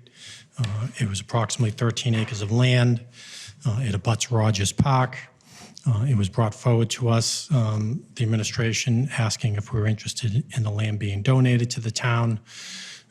We responded by saying we were not interested based on our review of the land. It was wet, had a fair amount of wetlands on it. We felt there was no real use for the property. So I declined on accepting the donation. Since then, there has been interest and concern, frankly, shown by some members of the Open Space Committee who felt that it would be a good addition to Rogers Park. If boardwalks are built, or maybe the land is dry enough for trails, and add it as an extension to the current Rogers Park footprint. So we are now working with the individuals who are interested in donating the land to the town to see if we can get back on track with the donation. We've had some positive conversations with them, and hopefully we can revisit the issue. But what came out of this whole process, or this past week, was we need to put in place a process that moving forward when it comes to land donations. And what we are seeking to put in place, and we will put in place, is that in the future, when there's any type of request from an individual to donate land to the town, we will solicit recommendations from various town departments to see what interest there might be there. The administration will do their own review of the parcels. We'll send the parcels and the donation request out to the Planning Board, Conservation Commission, Open Space and Recreation Commission for their comment and recommendation. We believe there needs to be a request for a 21E done on the property to ensure that it's a clean site. We don't want the town accepting any land that may be contaminated. And then we'll bring all that information back to the Board of Selectmen for the Board of Selectmen to make a decision on the acceptance. So this past couple of weeks, we didn't follow that process, but that process will be in place going forward, and we'll make sure it's followed, and everyone has a chance to weigh in on the property. So it's on me that property was not accepted as a donation originally, but we're working on trying to see if we can get that back as a possible donation to the town. In regard to the Fraser Lane item, I am not sure about that parcel. That's not something that was brought to my attention. The only time it was brought to my attention was when it was mentioned at the planning board. I'm not sure I didn't review the tape. I haven't seen the tape. I don't plan to see the tape. But I can imagine that what was mentioned that night by the developer's representative was just him taking the moment for his own benefit. But other than that, we will put the process I mentioned in place going forward to ensure everybody has input on open space donations. Questions, comments from the board? Quick comment. Please. Thank you, Mr. Montori. I met with you earlier this week on this matter and with Mr. Schick as well. I appreciate your discussion and the development of the process that you talked about, particularly the 21E piece of it, so that we're making very clear, making sure that we don't accept land that is contaminated. That's a good process. And having all the boards and staff weigh in as we go forward and bringing that recommendation forward to the board. I think that those parcels will be, they're contiguous to Rogers Park. They will be a nice addition to recreation in that area. Some of it's wet, some of it is passable. And I think for being able to increase the size of that park particularly is an efficacious use of open space, whereas some of our other open space is kind of sporadically and not really accessible or usable for folks who like to get out into nature. So I thank you so much for that work, and I look forward to seeing if we can make that happen. Thank you. Very good. Any other questions, comments from the board? Just a comment, Mr. Chairman. Please. As I've sat at this table for a while, my recollection is that this board has been wholeheartedly supportive of open space. So I don't think anything's changed here. I think actually Mr. Schick said it right. We want to take and preserve as much of our open space. It's part of what makes Tewksbury what it is, as possible. But he did add, and I'm 110% in agreement, that doesn't mean that there's a blank check to take or an obligation to take every single parcel. There needs to be judgment applied to that. So there are very, very valid reasons why we may not want to take a parcel. So I don't want the community to get confused, around the subject matter. We are 100% supportive of open space. I think there's ample evidence of that as a community and as a board, and the town has supported that over and over again. But it doesn't mean that we have to turn a blind eye to each and every decision that has to be made. And I think the town manager has developed at least a process that will allow for sufficient scrutiny, if you will, around that. So I applaud you for stepping back and reassessing that. And quite frankly, I look forward to hearing what the opinions are about this particular parcel. But as I sit here tonight, it doesn't mean that we should reverse course. We should apply good judgment and make a solid decision on that particular parcel. Thank you, Mr. Chairman. Thank you, Mr. Johnson. Any other comments? And I'll just have one final one. So it may not apply to open space, so to speak, like a park or a boardwalk, but sometimes open space, even if it's wetland and it abuts residents, it's very important to that resident, if the town secures it, that nothing will be built there. You know what I mean? And that, I think it was brought up with a resident tonight. So we have to think in those terms as well. If it's going to benefit residents, so you can never build on it, it's to the town, it's deeded to the town, that's not a bad thing either. And I think that was a comment made earlier from a resident. So thank you very much for those comments earlier. Okay, moving right along. Mr. Montori, you would have a couple town council invoices? Yep, very quickly. Town council invoice for February 16th through February 28th in the amount of $2,975. I would recommend approval. So moved, Mr. Chairman. I have a motion and a second. All those in favor, signify by saying aye. Aye. Aye. And then a town council invoice for March 1st through March 15th in the amount of $3,910. I would recommend approval. So moved, Mr. Chairman. I have a motion and I have a second by Mr. Mackey. All those in favor, signify by saying aye. Aye. Unanimous. And then one last, for tax title, sales and closings, $4,500. I would recommend approval. Okay, very good. Mr. Chairman. I have a motion and I have a second by Ms. Stronach. All those in favor, signify by saying aye. Aye. Aye. It's unanimous. Anything else, Mr. That's it. Montori? Thank you very much. Thank you very much for the updates. Brings us to minutes. I don't believe we have any minutes this evening. Okay, seeing none, it brings us to the board members' reports. And then we're all going to get to Ms. Stronach. So let's, board member reports. How about Ms. Wellman? Really, really quickly, Beautification Day is coming up on May 7th, and the Tewksbury Diversity, Equity, and Inclusion Advisory Committee has our survey out, and I encourage people to take it. Thank you. Thank you. How about Mr. Mackey? Thank you, Mr. Chairman. Short and sweet. Elections are coming up. I would encourage everyone to make sure that you get out and vote this weekend. Thank you. Very good. How about Mr. Johnson? Thank you, Mr. Chairman. I have nothing this evening. Okay, Ms. Stronach? I have a We're not done with you just yet, so maybe board member reports, then I'll do just a report, and then then it's your time to shine. Okay. I have a couple things. First of all, I know that we had a little blip at the senior center and we had to close for a few days. It will be open on April 4th, and I want to remind people about that. And I really appreciate that everybody did the right thing down there, and sorry that we had to do it, but I think it's better to keep people safe.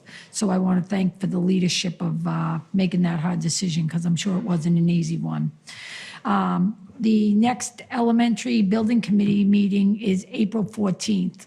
I do, as you know, I sit on that elementary building committee as the chair of that board and as your representative. I will be leaving as your representative on that board, but we have had a resignation and we have some shifts in that board because of appointments. So the elementary building committee at the next meeting will be giving you some recommendations of those appointments because they're not community positions, and my name will be on that, but I will not be representing the board as we're on the last leg of that project, so I would really like to stay and manage that, and fortunately, due to fate, but it was not able to fulfill their role, so. And then we have the superintendents leaving, so there's a few shifts that are happening there. So I want to make sure you're aware of that. And just on that, Mr. Stronach, so maybe we'll put that on the next agenda to kind of keep you in place as a resident and then have a new appointee for the board. Is that kind of like, that's the direction? That would be great, but there's going to be a couple of other changes, so I want to bring it to you as a package. But if you could put it, I'll turn it around by next week, but Okay, I or the, think I or the, have to go okay. back, because our next meeting's not till April 14th, but it'll be at your next, after the meeting after that. I'm not sure when that is. Okay, gotcha. Okay, thank you for the, okay. Okay. I have a few things to say, but We're not done, so let's just do this. So short and sweet, just on the reuse committee, we're gonna get there, we're gonna get there. Just on the reuse committee, looking like, what's the direction? we were gonna go with the different, a survey for the boards and committees, and we did have a lot of changes, some resignations and changes, and we're at that time now where we're almost gonna discuss the committee reform. So what we're gonna do is focus on maybe just getting a survey, very much like you did, getting a survey out to the residents. What do you think? So kind of be prepared for that in the very near future. I just want to give that quick update. Now, what I'd like to do, just for 2 minutes, can we take a 2-minute break? We're going to come right back, and then we're going to put the spotlight on Ms. Stronach, and Rick, and her best man just showed up, so it's perfect timing. So let's take a 2-minute recess, and we'll jump right back in, okay? Okay.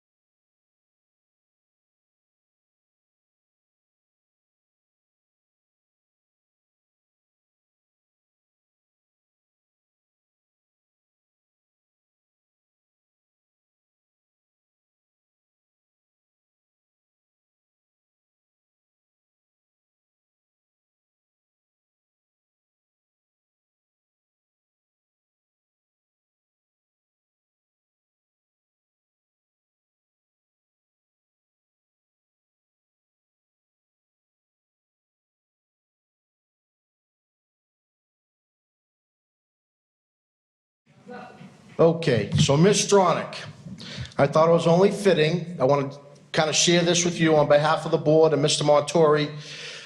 We have a little plaque, so just let me read it. What I'm going to do is open up to our colleagues to say a few kind words. So, it is with sincere gratitude on March 29, 2022, that the Select Board honors, recognizes, and celebrates Select Board member, Ms. Anne Marie Stronach. Highlighting a few of Stronach's public services include 4-term member of the Board of Selectmen spanning from 2007 to 2013 to 2016 to 2022. 275th Anniversary Committee. Financial Plan Task Force, and you mentioned that tonight as well. How ironic, with Mr. Kelly in the audience. The Green Committee, School Facility Study Committee, Local Housing Partnership, Elementary School Committee, and last but not least, Public Events and Celebrations Committee. It is through those bodies of work that Ms. Stronach demonstrates her love, dedication, and commitment to the great people of Tewksbury. Thank you, Ms. Anne Marie Stronach. So.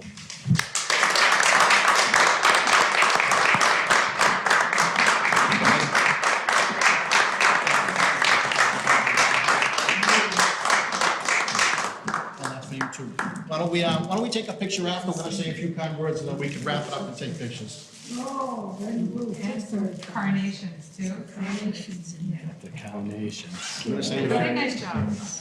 Thank you. Let's say a few kind words, and then we're going to wrap it up. Ruin the plan.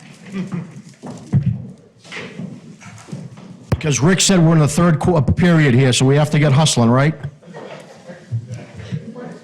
Okay. So why don't we start, let's start maybe with the newest to the most senior members. So how about Mr. Mackey, like to say a few words? Thank you, Mr. Chairman. Ms. Stronach, Anne Marie, it's been a pleasure over this past year working with you. I've learned a good amount from you, and over the past 15 years, I think, with the little break in between, you've had quite the storied career. You've given infinite amounts of time on the various boards and committees, so I'm going to follow the direction, keep it short, and just wanted to thank you for that. Very good. Thank you. Very good. How about Ms. Wellman? So Anne Marie, I ran for school committee a couple of years after you first ran for this board. And I remember when you ran for this board because I was working for the Crier and I covered those races and everything else. And the work that you did here and the passion that you've brought to the role over all of the years of your service and your unmatchable energy has been an inspiration for me over the years. I've learned a lot from you. We've tangled on little issues from time to time, and I think it's been respectful. But generally, you inspired me to run for office, and I appreciate the work and the leadership that you've brought in so many domains to this community. It's been a lot for your family. I know, having served when my daughter was in kindergarten, I understand what that means. We've bonded over so many different issues over the years as well. And so I'm kind of sad to see you go, but we're going to call you all the time. And Don't worry, I'm not going to be far away. I know you're not. I'll be like, and another thing. You will leave a legacy on this community, having been part of the leadership from really hard times to, as we heard tonight, much more stable financial condition, and so much has been improved, and your fingerprint is on that in this community. So once again, thank you so much. Thank you, that was very kind. Appreciate that. Very good. I'm sure Rick is doing cartwheels that you're getting out of the game. Like I said, I don't put it past you. You might be like Tom Brady and come out of retirement, but we'll see. So just a few points. To quote Ms. Stronach in 2013, I went back and tried to do some history lessons, and I love this quote, and you said it before. You said, I know that I'm not the best selectman that ever was, but I had a lot of people who helped me be the best I could be. Very honest, very humbling, and such a great quote. That's you in a nutshell in a beautiful way.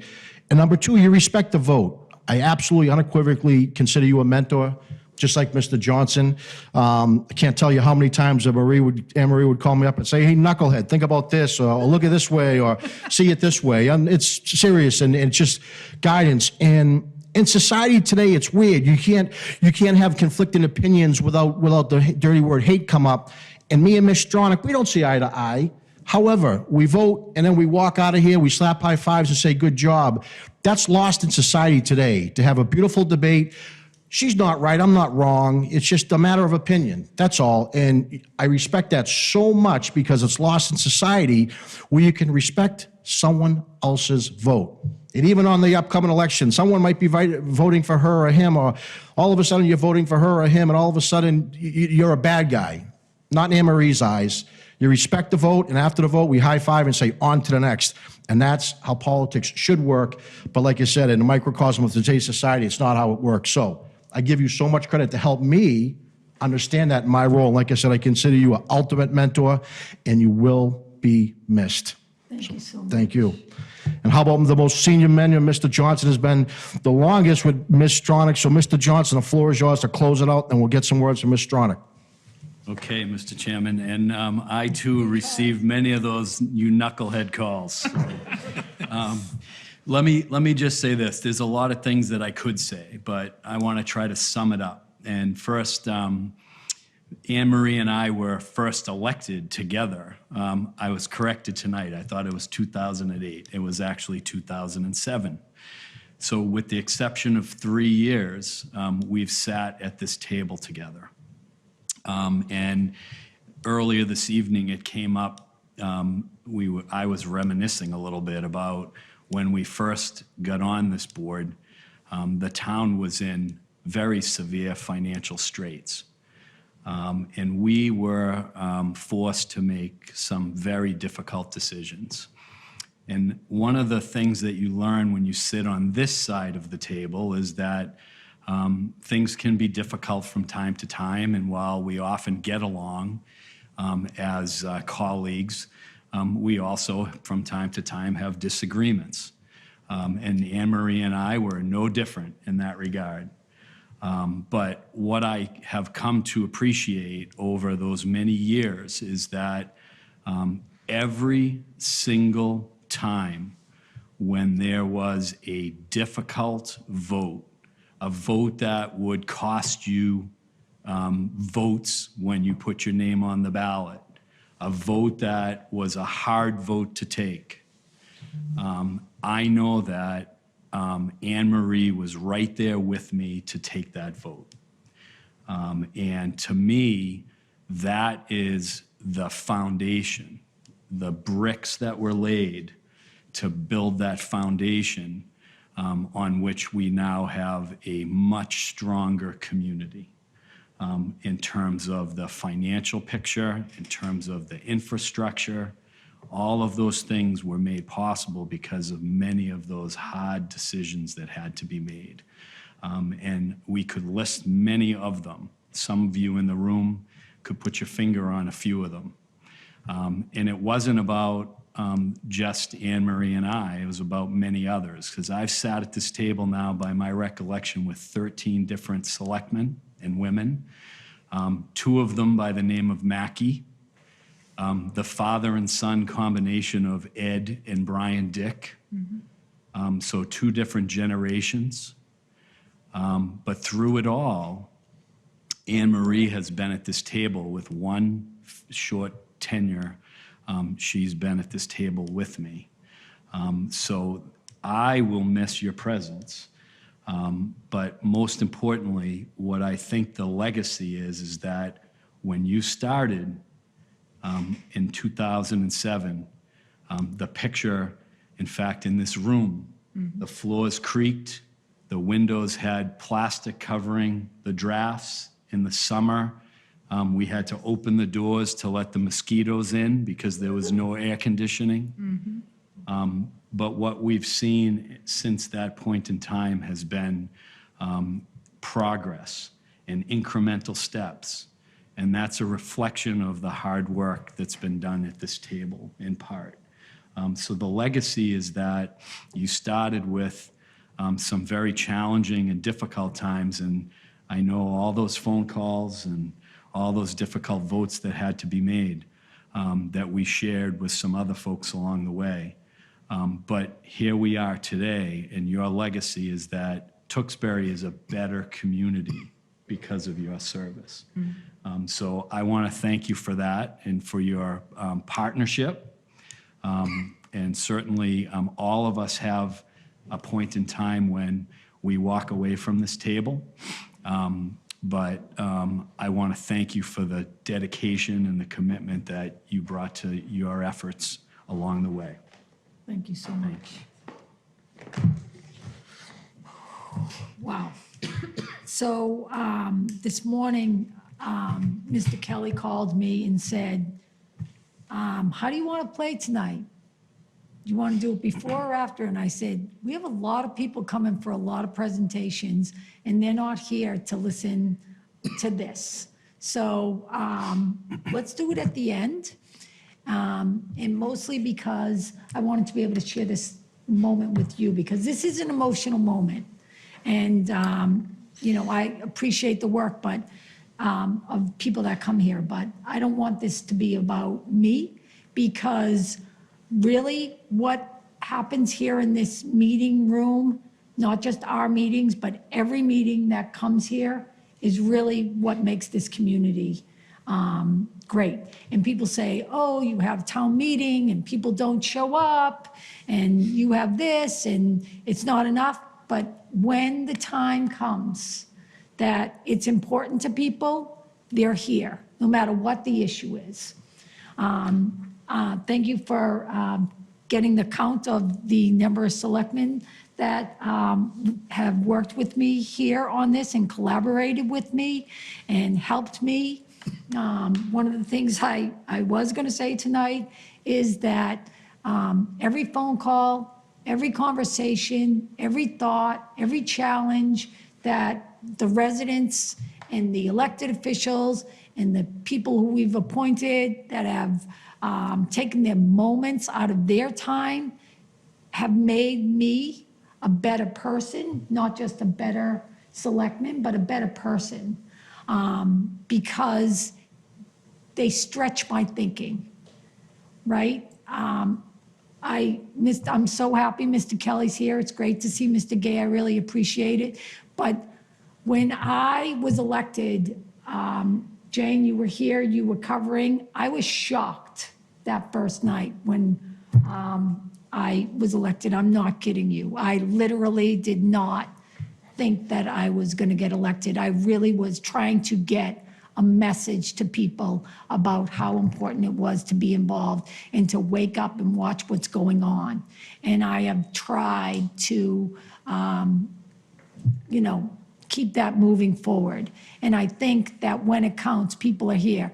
But the one thing that I have always carried with me is something that Mr. J. Kelly, who I consider my mentor, and I'm so glad you're here tonight. But he told me, when you're sitting at that table, it's not about power.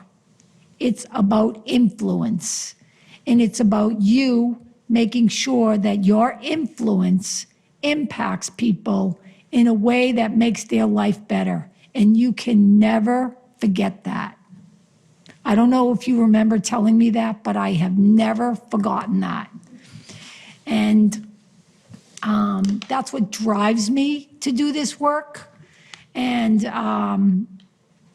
I appreciate all of you, as well as all of the other people who I served up here with. And I could tell a funny story about every single one of you. And I could also tell a story. You too. I'm sure you do, which is why I'm not going to do it, Mr. Johnson.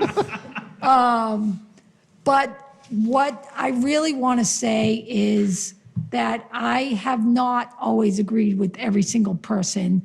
And I do think that we are not in a place where we should be agreeing with each other. And I've said that to every single one of you when I've disagreed with you. That's not our job. That's not our job to agree. Our job is to listen to the residents and speak for them and use our influence to make this community better. And everyone does that collectively. It's not just about one person. So tonight's my night to thank all of you for helping me to do this job, because I couldn't have done it without any of you. And I mean that sincerely. And lastly, to my family, so there's nothing more important to me than my family, and I know they know that. But sometimes they take a back seat to things that are important to me. That's my work, that's my commitment to my community, and their support is just endless. And, to my husband, Rick, who's my greatest supporter, I couldn't do any of what I do without you. And to my kids who stretch my thinking, and when I pick up the phone and I say, I need you to come and do this, and they come, I'm just forever grateful for that. And my extended family and my brothers and sisters, who I call up and say, can you believe this? And they're like, really? I just have to say thank you to all of them. So thank you for giving me the honor to serve you. And that's all I have to say. Give it up, come on. Give it up.